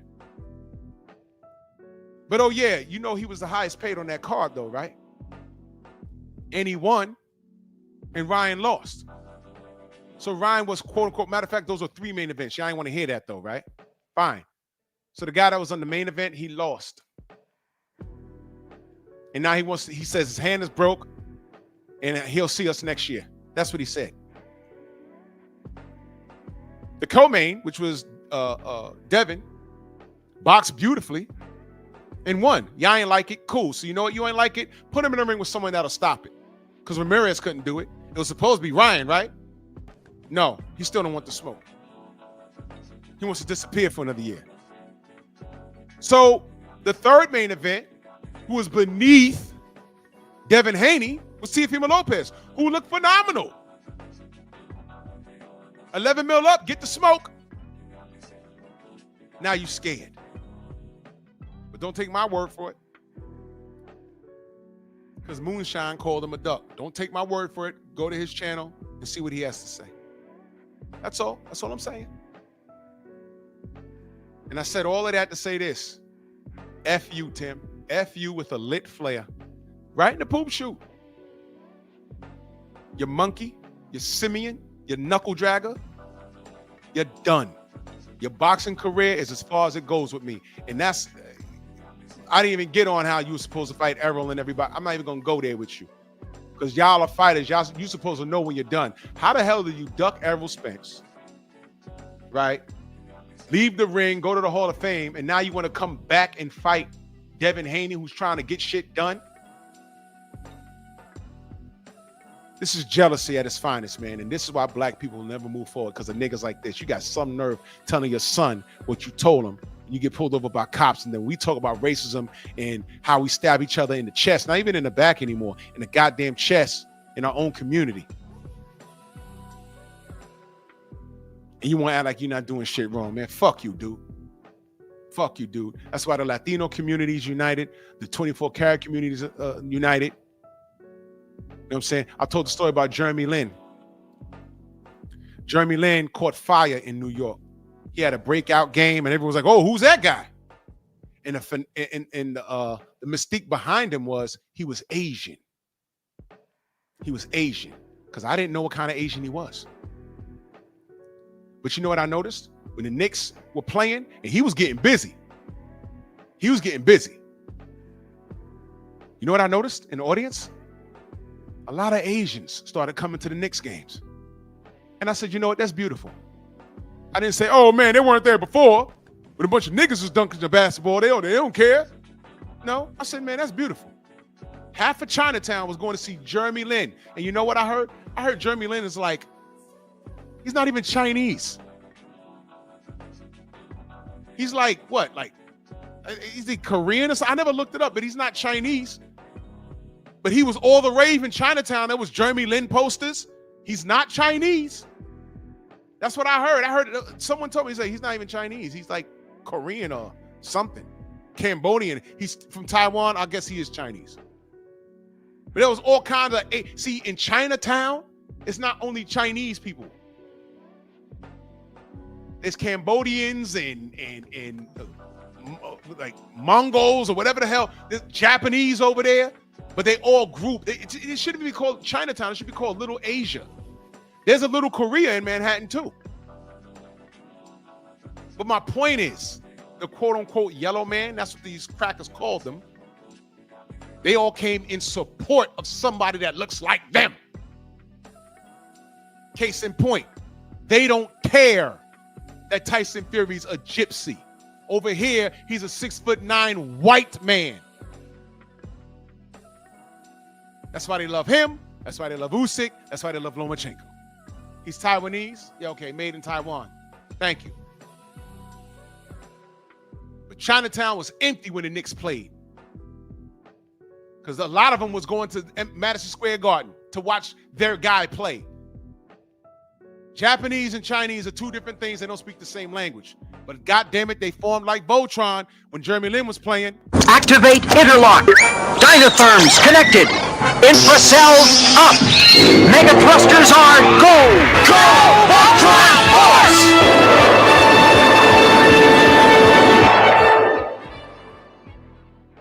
Not us. I don't fuck with him. He Jamaican. Huh?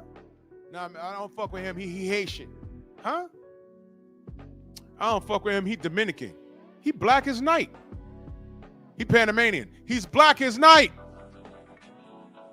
He's Cuban. He's black as night. Huh? I don't fuck with him. He's from Brooklyn. I'm from the Bronx. You niggas will never understand. I'm not trying to make you understand it. Tim Bradley's 100% come from that cloth. You've lost all privileges. I don't have to defend this nigga no more. Whatever they say about his career, what he didn't do, whatever, man. You're done, bro. Think about what he's doing. All this, oh, he got a country behind him. Meanwhile, you're a black American fighter. And now niggas is scared to go fight Devin in another country because he has the support of another country because of his religious background.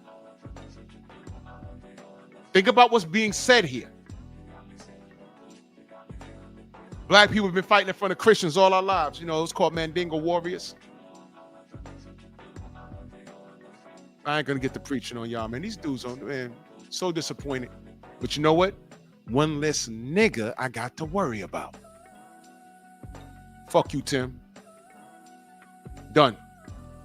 Salute to everybody in the Venmo, the Zelda Cash App, the Super Chat.